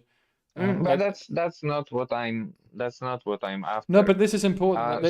This is where I think I don't know about streamers going wrong, but like in terms of discussion about, for example, what is socialism? Right? It's really important in terms of the discussion right now. And I think at some point in my life, I would have described myself as some form of socialist, because if you look at the history of socialism, the way the term is used, it's been used in a very broad way, especially in Europe. I think less so in America. So it often meant like a democratic system that had, sometimes it would be like to nationalize certain industries where competition didn't really function. But it would also encourage a mixed market where there was competition and private entities. And so you could say, well, that's socialism combined with capitalism. And I'd say, yeah, that sounds, that goes towards kind of my own beliefs. The thing is right now is that more and more people are using the term socialism in a completely, well, more like the original way of how Marx was using it. And you could say, oh, they're going back to the truer meaning. No, the meaning is just in how it's used. That there is no truer meaning other than how other people most of the time are using it. So when you use a term, how is it going to be understood? And if it's misunderstood, then you're not using it in the true sense, because it's just about conveying meaning to other people. That gets into pragmatics indeed. Yeah. Yeah, and I think this is what you meant by, because there's also pragmatics in terms of just, so this is pragmatics about reasoning about language, but there's pragmatics about reasoning about like political systems or policy and methodology, right? So for example, when I say I'm pragmatic, I'm not going to assume that private ownership is the best form of ownership, right? I can argue for that, and you can look in many contexts and go, hey, actually it works most of the time, but I'm not going to assume that. I'm not going to assume that state ownership is a good thing either. Like you just don't, or other forms of hybrid ownership and or cooperatives as well, which is something else. Again, you know, that for me is also pragmatism. That you start with a clean slate and you build up. You have some end goals, which are more about stability of society, measures of happiness, you know, quite general things that I think nearly everyone would agree on. And then you work backwards to see what methodology, you know, what policy leads to that. Even if it's not the policy that initially appealed to you, you know, maybe it's like privatize the whole of healthcare. If that really leads to the better outcome, that's what we should do, right? And to me, that's just a like good, healthy approach to thinking. Well, that's what I think. But maybe I'm wrong about that, and that's also pragmatism. That's also pluralism. That admitting in myself that this could be wrong. It's not the liar paradox in the sense of saying, I'm not saying this is wrong, because then that would be paradoxical. But I'm admitting the possibility that it could be wrong, and then it's not paradoxical. And I think a lot of people lack that in general in society on an individual level, but it's especially pervasive in politics because of this kind of extreme polarization, this camp building that goes on. And then people get really attached to an ideal that they develop, and they're not willing to let go when they realize it isn't the right tool for the job. So it's the same thing with capitalism. Like, this is why I don't want to really describe myself as capitalist, because that's like, that's a bias towards always having private entities that are competing. And then there's a notion of a free market. I mean, if you look at Adam Smith and what he was talking about, free. It's on a spectrum. Yeah. But it's also on the spectrum. But the original meaning went back to free from rent seekers, like actors that didn't add value to a product and just sought to make profit from it. It's actually very left wing by modern standards, his philosophy. But now people interpret that as free from government legislation, but that wasn't really what was meant. It's so, I mean, then it's a matter of interpretation. But of course, if people are using it in that way, I mean, to be consistent, then the meaning has changed as well, even if it wasn't the original meaning that Adam Smith was talking about when he's talking about free market.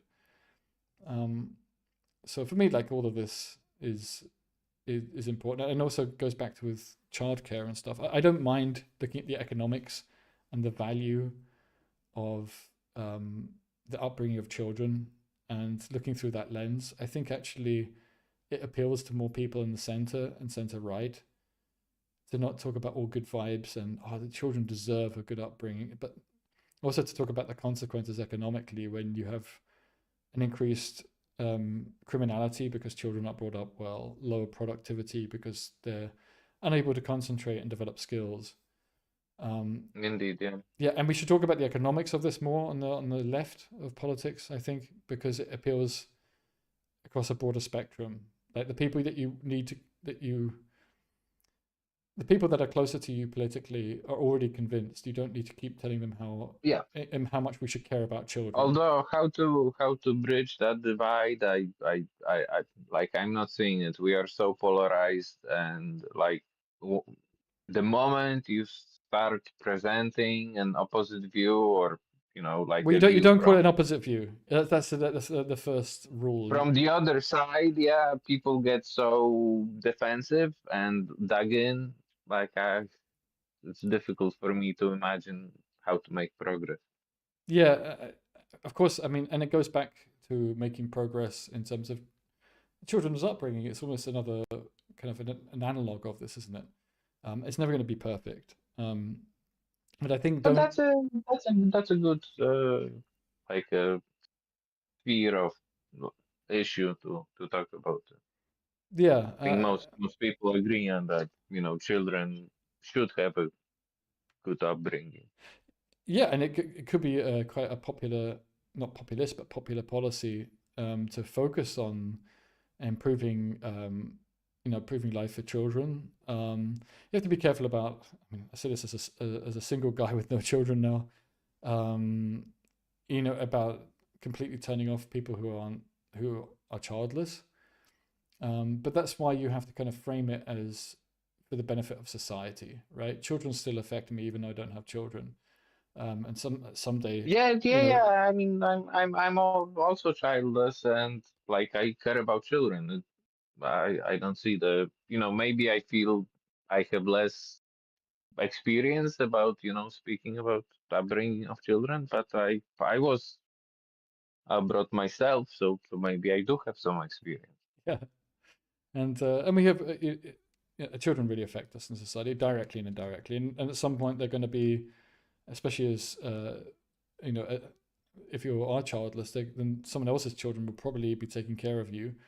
If society is functioning well in the future, so you want them to do as well as possible. So I think it's an important, and it should be an ever omnipresent kind of policy position of across the political spectrum is to talk about making sure childcare is valued. But yeah, that's a whole another conversation. It is I mean, you probably looked into it more, but how much is of how to say it? How much of this subject of children upbringing? How much is it in the discourse? Depends on the country dramatically, right? I think countries like Germany, this is what the things they do fairly well. I think it's one of the strengths of a country like Germany. There's a fair amount of support for parents. There's support in terms of bringing up the child, in terms of if you're poor. School systems they're pretty meritocratic. It's not about money.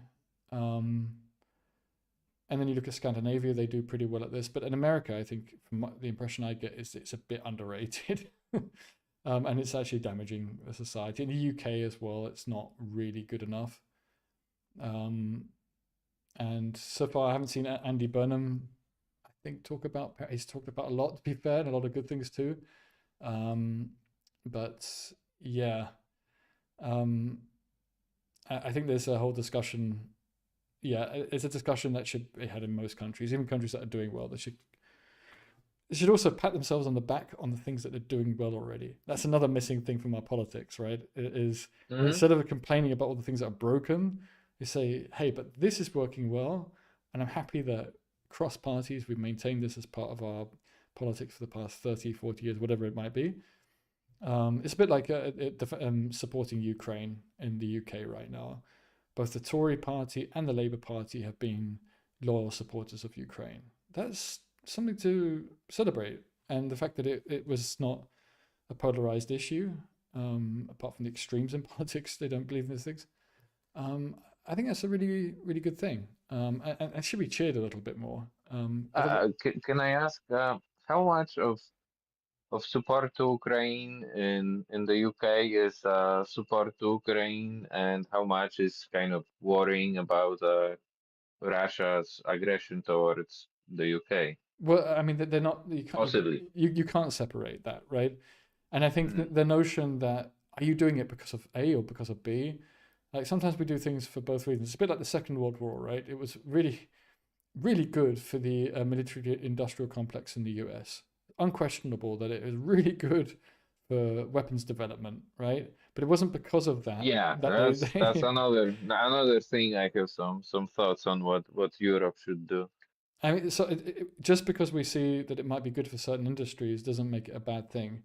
That if they Yeah, for sure. if they profit to so that if there's profiteering involved, where they say, hey, you really need our weapons, so we're going to make it ridiculous profit on it, then I think that you could look at including some kind of tax in that case, or some shared ownership model where the government starts buying shares in a company where it has too many profits over a year, something along these lines, something fairly moderate. That could be possible, but if they're doing fairly well, yeah, well, no, it's obviously going to happen, right? Still doesn't make it wrong. And I think in the UK it's been a bit like that. Like it's been good for the arms industry in the UK. They're building Ukrainian drones in the UK now, tens of thousands of them. And of course, that's good for the UK's arms industry. Let's not be naive about that. But it's also good for Ukraine, and it's also forging a relationship between Ukraine and UK. And I think that's a good thing. So we have to be wary about the long-term trends that can come from these things, because there's an argument that the military-industrial complex in America at some points has been pretty influential, or could have been influential. I'm not certain on that. How much can Europe? You've probably written about it. How much can Europe depend on the US for military supplies? It depend on them or relies upon them. What's the difference? Well, depending on them means how much they can trust that those supplies will come. Rely means that they don't have a choice; they have to trust them. Kind of both. I was thinking more in the category of depend, but maybe in it's more rely. Yeah, but I think it depends on the sector. So for intelligence, certainly Starlink is a massive thing. We're seeing it with Patriot missiles. For sure, yeah, for sure. Like this, we need stuff happening in that sphere, and yeah, it seems like it's not gonna happen. No, it is. Some stuff is okay. Starlink, I think there will be a European. I read a little bit, but like in Europe, it's not really happening. Not like it's like a totally different scale, isn't it?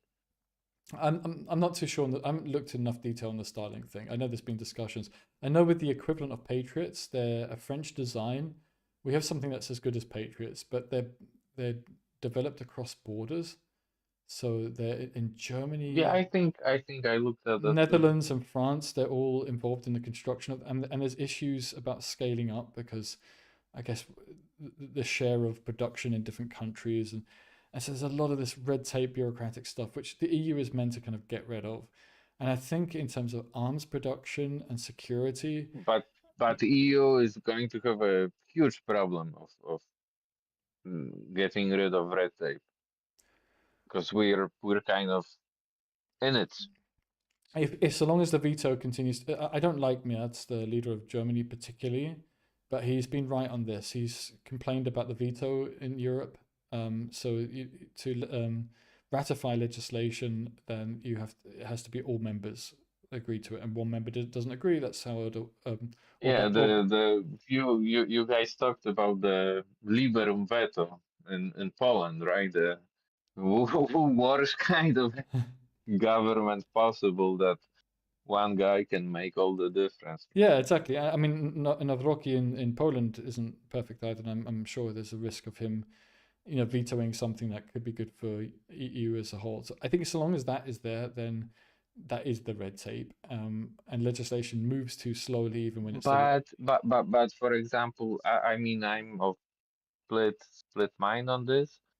Environmental concerns. Mm-hmm. let's say you want to set up a rocket launching enterprise, right? Mm-hmm. So we send satellites.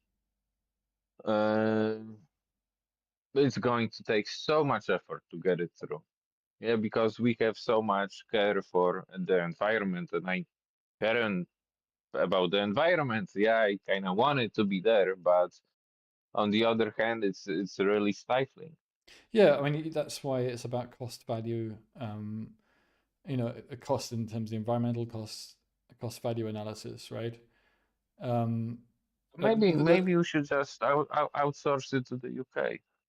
well, I mean, so far we launch. I mean, France launches a lot of their rockets from their territories in South America, right? So I don't know how much.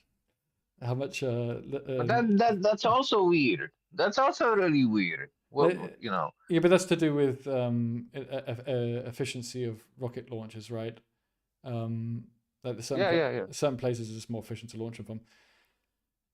But for sure, I think that the value of that is far higher than is perhaps given, and so the cost can also be higher, which is the environmental cost here. And it also depends about efficient launches. It's as much as I'm not keen on Musk, I mean, the ability to reuse rockets is that in itself is good for the environment because you don't have to rebuild them again. So the cost and the cost of the environment are both related here. The fuel he's using is more polluting, but it's about scale. I guess so long as it's below a certain scale of usage, we shouldn't care too much about that. Like this, and it's also about priorities. Like the security of Europe is in the hands of the wealthiest person on the planet right now. It's just silly. Could you say that again? Sorry, I said that the security of Europe right now is in the hands of a single, the wealthiest man in the world right now. It's like a Bond movie, really. It's insane to have this situation. So I think anything that gets in the way of this should be, stifled and overcome as soon as possible. Yeah, maybe we should set some priorities and kind of prioritize. Because we're not going to be able to have environmental policy if we don't exist anymore. As even the real risk to Europe, of course, is not a physical invasion by Russia, but through the information space and the controlling of our politics. And that's really hard to put your finger on. People who are being controlled and influenced in terms of how they vote won't even recognize it or admit to it, right? Because that's the whole point. It's a little bit of mind control involved in that. And that's the real danger, I think, from from Russia or potentially China already. It's not even potential. That one of the articles I wrote, I didn't want to have to write this. I mean, I didn't really expect it in my research, but the influence of China on paying off politicians in Europe is actually relatively. It's meaningful. It's not the same degree as Russia. It's a thing. Yeah, and I don't know about defending China. That's going too far, but I do see the difference between China and Russia. It's not necessarily the biggest difference, but it's a meaningful one. Russia pretends it's a democracy. Russia lies constantly about what it is, about what its goals are. I mean, China, in all fairness, doesn't call itself a democracy. China's more tricky, indeed. It's tricky in one way, but it's also more predictable and more honest. Usually, and so that was why I was frustrated to see. Okay, they've been buying off European politicians. To the point at which. But you would expect it from China. I mean, like it's not something we want to deal with, but we can accept the fact. Accept. That's not the right way to put it. But we would should expect it's happening. Yeah, I mean, it's not as bad as some things they could be doing. Well, I say this, but we don't know everything that they're necessarily doing because for all the politicians that go to prison, we need more people who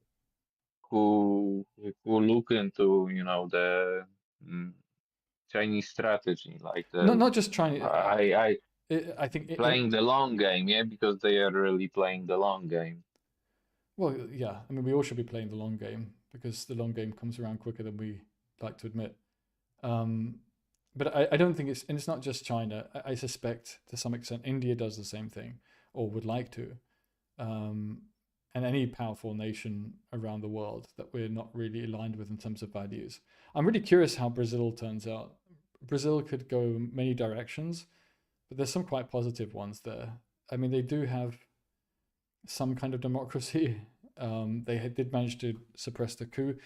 Lula, who's leading Brazil now, seems to have moderated over time. You know, he was further left before, but if you look at his policies, they're pretty pragmatic.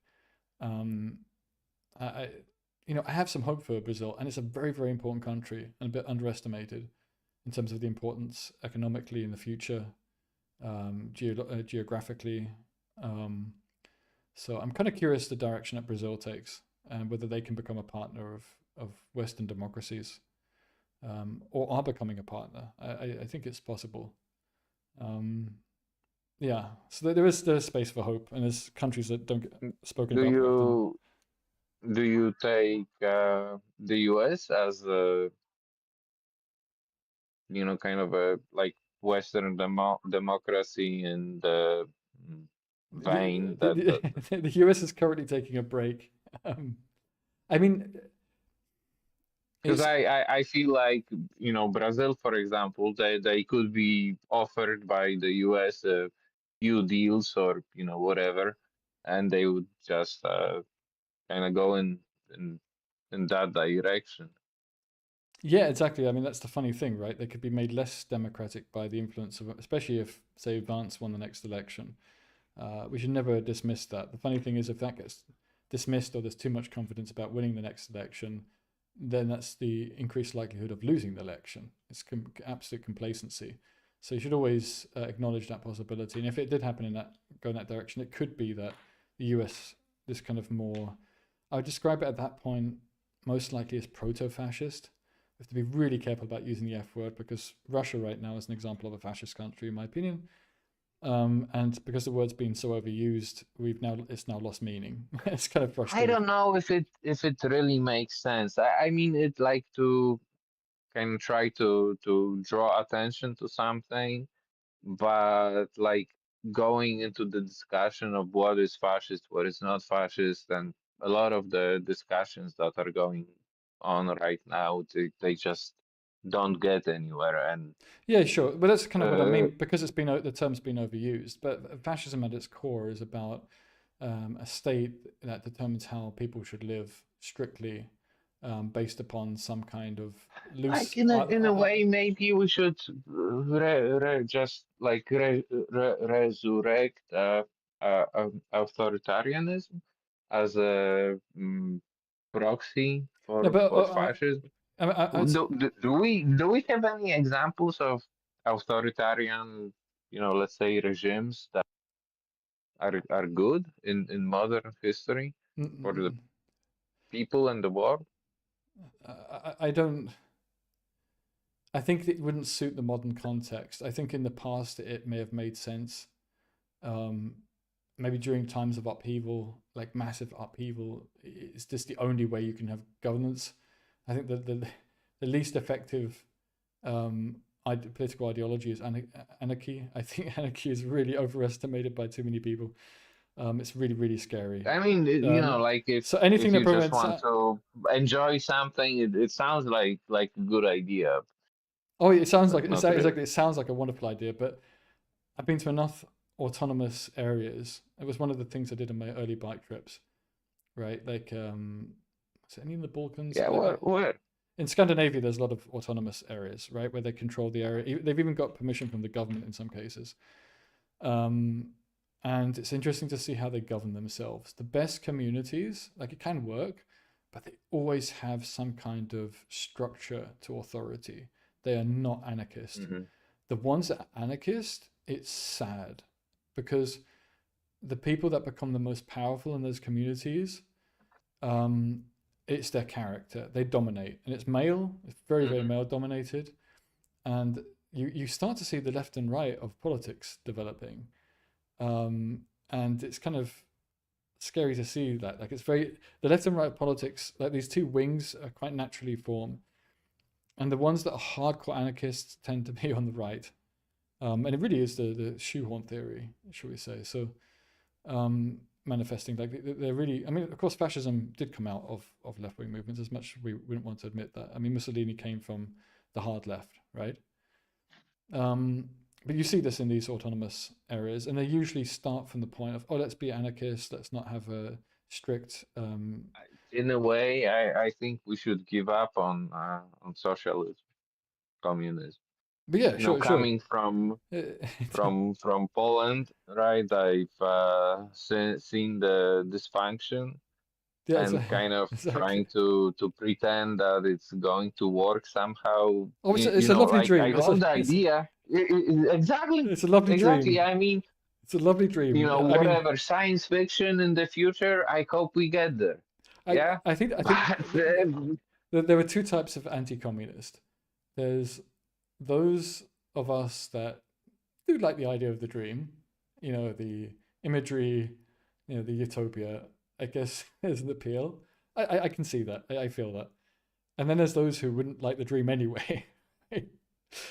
But both can be, of course, anti-communist when they realize it's completely unrealistic. And the scariest thing, of course, is trying to aim for that dream takes you further away from any kind of reasonable compromise. It could lead to something that's probably nowhere near that dream, but still a lot better than if we just randomized our policies or left it to the right wingers. We can do better than that. We can have a fairer society. We can have a more stable society, a happier society. But aiming for communism is not the way to do that. And like you say, I mean, we had enough test examples of communism around the world, different flavors, different variants.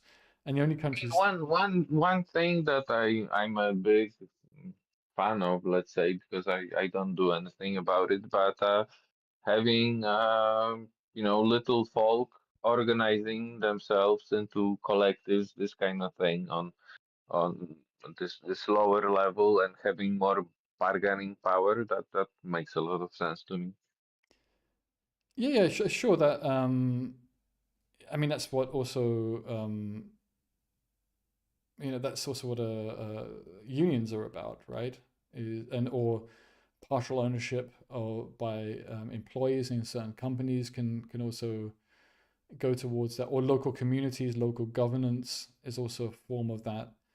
Like, it depends on the market, it depends on the service, it depends on the context. I think this is what I mean about being pragmatic. I don't discount that can work in certain contexts, but it doesn't. We shouldn't assume it to work, and we shouldn't aim for everything being like that, like communism does. We have enough examples of it failing. I mean, our capitalist systems have also, I'm not going to say failed, but they've dysfunctioned in certain ways that we should learn from. It's why as someone who at the moment would describe, well, I think for the foreseeable future would describe themselves as a liberal, I'm not keen on what can be associated with neoliberalism. I think that it was too relaxed in terms of not realizing the kind of tuning, the nuance of how legislation can work. It can be more dynamic, you know, more easily changed, but we don't have to necessarily have less of it. And always keeping an eye on how things are developing in terms of technology, society, culture, and being more responsive and more quickly responsive. And I think to do that, you need to decentralize, you know, legislative bodies. I have ideas about that. I really would like to make a video on this, actually, inspired by national banks. We need more institutions like national banks, right? But which are not directly democratically accountable. They're indirect, and they can be responsive and quick at times of needs. They have a few levers, or one lever often, that they can pull regarding interest rates, but they pull that quickly and when it's needed.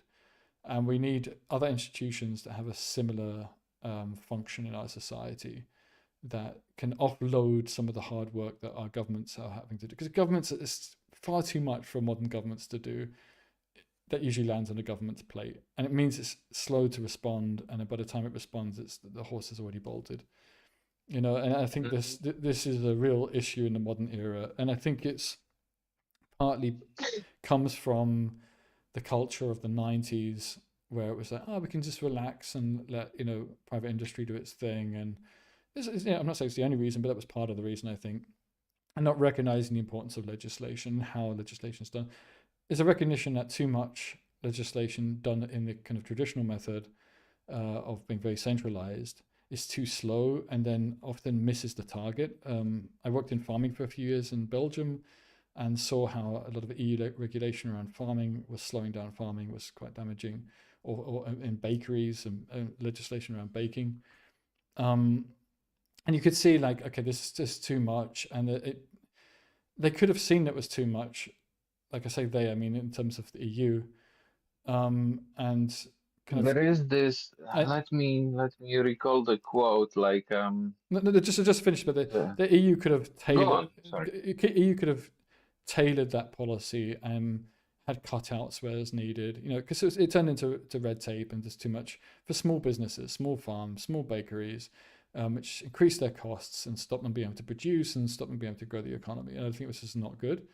And if the EU was more decentralized, it could have picked up on that and then cut some of the red tape for smaller businesses. Because I'm really pro cutting a lot of red tape for small and medium-sized businesses, because I think they're the powerhouses of the economy, of development and change in a positive way. And there's just too much red tape across the board. We have progressive taxation, and I think we need more of that kind of approach towards legislation of business.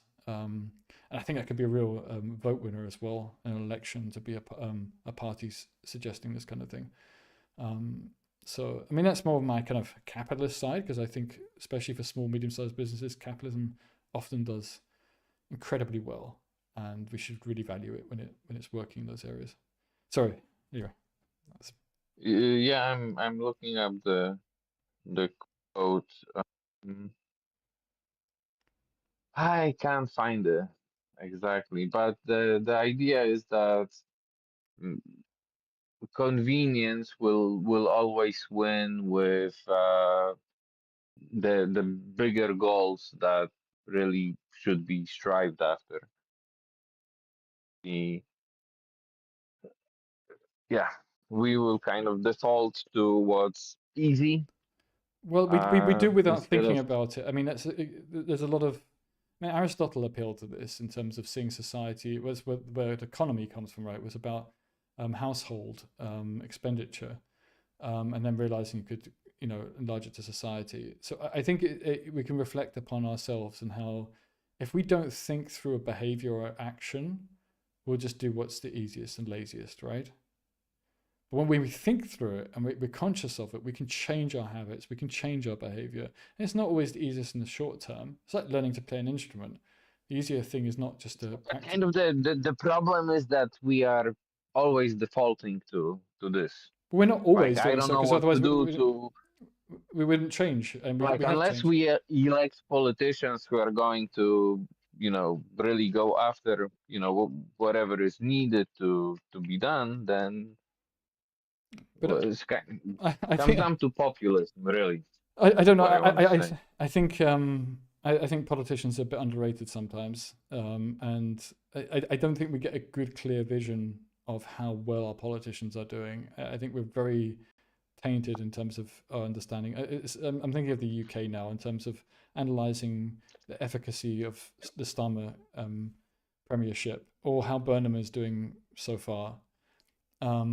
It's really hard to tell, and I can see a lot of good things that he's done, Starmer, that have not been the easy choices. For example, banning children from from platforms, right, from social media. That's not an easy choice. That's controversial. That's going to cause difficulty. But he did it anyway, especially because he realized he wouldn't have power anymore. And I think it was isn't there the populist element to that? No. No. I think Starmer was the least populist prime minister since Jim Callaghan, probably in the 70s, before Thatcher. And I don't know, maybe even he was quite populist. And then before that there was Wilson. He was fairly popular. I mean, there's a spectrum, right? I mean, I wouldn't call them populist. I would say they have populist influence, but Starmer was just the anti-populist in many respects. He tried to play populist cards, but he couldn't do it. He's just, you need a bit of charisma to do that kind of thing. But he lost power partly because he wasn't a populist, in fairness, and that the media didn't like that. And he was just also he was generally a poor communicator. And that was one of his biggest weaknesses. But in terms of policy, there was some good stuff that was passed. And then people don't talk about it like that. There's very few people that are very pro-Starmer, thought he could walk on water. And there's a vast majority of people that thought he was bad, if not evil, which is insane. And if you just listen to those noises, you get a very weird image of whether our politicians are doing well or doing badly. So I think overall Starmer did better than the general like political noise in the background suggests. And it's frustrating to see, because then we just go through a prime minister every 2 years. If they're terrible, good, it doesn't matter. You guys are kind of like Bulgaria. Yeah, Maybe don't not say far, that. but- No, that's not true, because Bulgaria is a horrible leader right now. It's very pro-Russia. Yeah. and I mean, but he the UK made doesn't. some promises that are, really important to people, and I hope this is kind of fucked up because corruption is a huge problem here. Mm-hmm. And it would be great to fix it, but then he will become more popular. But then he's pro-Russian. Yeah, this is the paradox, right? When you have a leader in power, it's a bit like Trump in the US, that you really don't want to be there. You don't want them really to succeed, but by them not succeeding, they may damage the country more. And it's a very frustrating situation to be in. You have to admit to yourself that at least do as much good as you can without winning the next election. But it's also about how it's seen, right? But like Trump with Iran right now, the best thing would be to basically give up. I don't think anything good can come from prolonging I conflict. think it's just going to go on until basically the other countries and the other oil exporters figure out a way to go around the strait and They're already doing this, but the Houthis then are on the other side. Yeah, I know, of it. but it's going to take a couple of years. So I think it's just going to take a few years to fix this. You understand what's going to happen in that time to the global economy, especially Europe. Actually, it's going to be hit one of the hardest, especially because of gas supplies. I mean, it's and also fertilizer goes through the strait, by the way. So, yeah, I mean that I don't know what kind of impact I'm. it's going to have impacts on everything. I mean, Germany buys a lot of its gas from Qatar. It's got problems with gas supply now. It's really profound effects that are going to hit Europe, especially in the winter. It won't survive a couple of years, and that's not good for America either. So, I mean, what Trump should do is just give up. Like he basically had with this agreement he had there before, but now Iran came out today or yesterday or the day before and said, we're not going to make an agreement with Trump. Screw it. I don't care what you offer because we don't trust you. It's funny to hear that coming from such an evil government. That an evil government, but an evil government has a point. That's just politics. It's not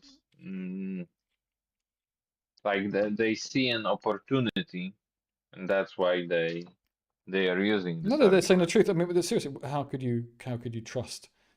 How could you trust Trump? It's not playing. It's just saying this is the reality of it, and that's why we're not making an agreement. And even an evil government can have a point sometimes. It doesn't make them any better, but it doesn't mean to say they're wrong just because they're evil. And that's certainly true with Iran. So yeah. Anyway, I'm going to end the stream and end our chat. I don't even know if the stream is still working. All right. No, it's been really good to talk. We should talk again and maybe have like a topic to discuss. But it's just so little time and so much to do before my I need trip. to look at the pragmatic papers. Yeah, please do. They're really, it's really worth a read. Get other people to read it. We see the statistics of how many people read it and such like. It is growing in popularity, but the more exposure it gets, the better it will get, because it will get more writers in. So cool. It's kind of like a few side notes. When you guys stream, like you have a stream with crowd from time to time. Yeah. I'm not getting any kind of notifications. I don't know, like Yeah, I've maybe been. I can fix it. Well, I don't. Yeah, go on. You mean notification direct on YouTube, or do you mean in Discord? Well, in Discord there is nothing for sure. Yeah, exactly. Because I feel a little bit like I don't know how good it's going to be. I'm kind of just testing the waters with streaming, which I've been saying for over a year now. Yeah, I get you know, you And have a lot of And I don't want stuff to, on your plate. I really appreciate people joining the server, but I don't want to start, tagging everyone and to waste people's time, because it's kind of annoying that you see, on the side of your Discord, oh look, there's a message for me, and it's just another random stream. So I think in September I'm going to start being more productive in that way. Thanks for pointing that out. But as I'm trying to think of, be considerate. Maybe I'm being too considerate in that regard. And maybe you're being a bit cagey. Yeah. It's better to be a little bit cagey than too pushy. And yeah, I mean, we'll see how it goes. I want to. It's nice. I think it's good to have. I would like to have an influence, shall we say, to an extent, or discuss politics and feel like there's a bit of an audience. Maybe it's arrogant of me, but I feel like I promote kind of a thoughtful way of dealing with politics. It's not just about policy, but it's about methodology. What I feel like is missing in the politics space is just discussion of policy, getting really into What I details. think is missing. We because I listened to some of the streams, and we European people should like really starting interacting with each other, making fun of each other, having fun. Yeah. Appreciating each other. I mean, there is this going on, but we should be like more open about. I'm such a huge fan of European Union. Yes. I yes. really. Well, I'd like more. Want to have more positive stuff, about European Union. It's really little. I mean, I've been doomer about it in the past because it hasn't been as much of a union as it should be. And ultimately, I believe in a federal Europe. I recognize that requires the will of the people. Yeah, me too. Yeah, I say so.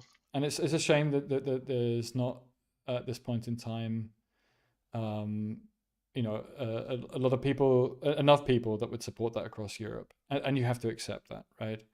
On the other hand, I think that's the only direction which is going to be good for Europe, with partners around the world. It's gonna be hard, man. I don't know how we can sell this idea. Really, I mean, all of my friends are like Poland. Yeah, we are keeping the Polish currency. Yeah, we're not like integrating really. Love the money. You're not like we made great progress with it. You're not slottying in. Sorry. To say the slotty is in the currency. Yeah, I don't know. Slotty, yeah. Yeah, I said you're not slottying in, like to slot in. If I have to explain a joke, it's not funny. Sorry. No problem. It's yeah. My jokes are terrible sometimes. I think the currency is a issue, but currency isn't everything. I mean, Britain had the same thing before it left the EU, that it kept the pound. I think there's an order of events. I think it's more about decision making, getting rid of the veto, and then getting more and more legislation into the European government, and less being done by national governments.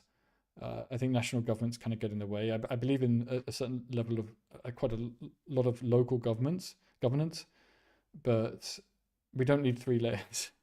The EU and local governments should be the main drivers of, how our societies are shaped by government or helped, or and national governments are kind of getting in the way of that a bit. Frankly, it's just too many layers. So that's kind of my mentality. We need more EU, not less, and and we can move towards federalization without calling it that and just suddenly jumping into that. But that's a discussion for another day. And do you have should I just call you Half Hungry or Half for short? I'm still coming up with the idea for a name, so it might change in the future.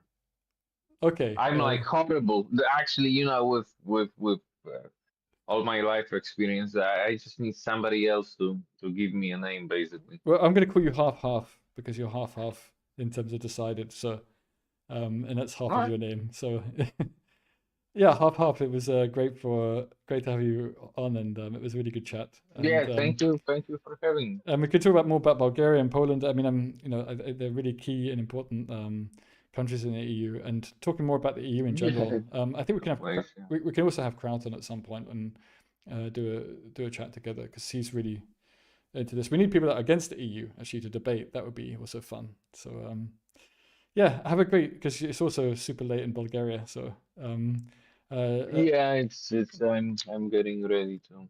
Lekker noč? No, it's not lekker noč. No. Yeah. You got it. Yeah. Lekker noč, yeah. And yes, sweet dreams. Yeah. Thanks for jumping on. Thanks. Thank you. Cool. That was fun. Well, if the stream is actually still working, then thanks for watching this far. And yeah, hopefully I'll have another one before I leave for Ukraine. So yeah, thanks for watching.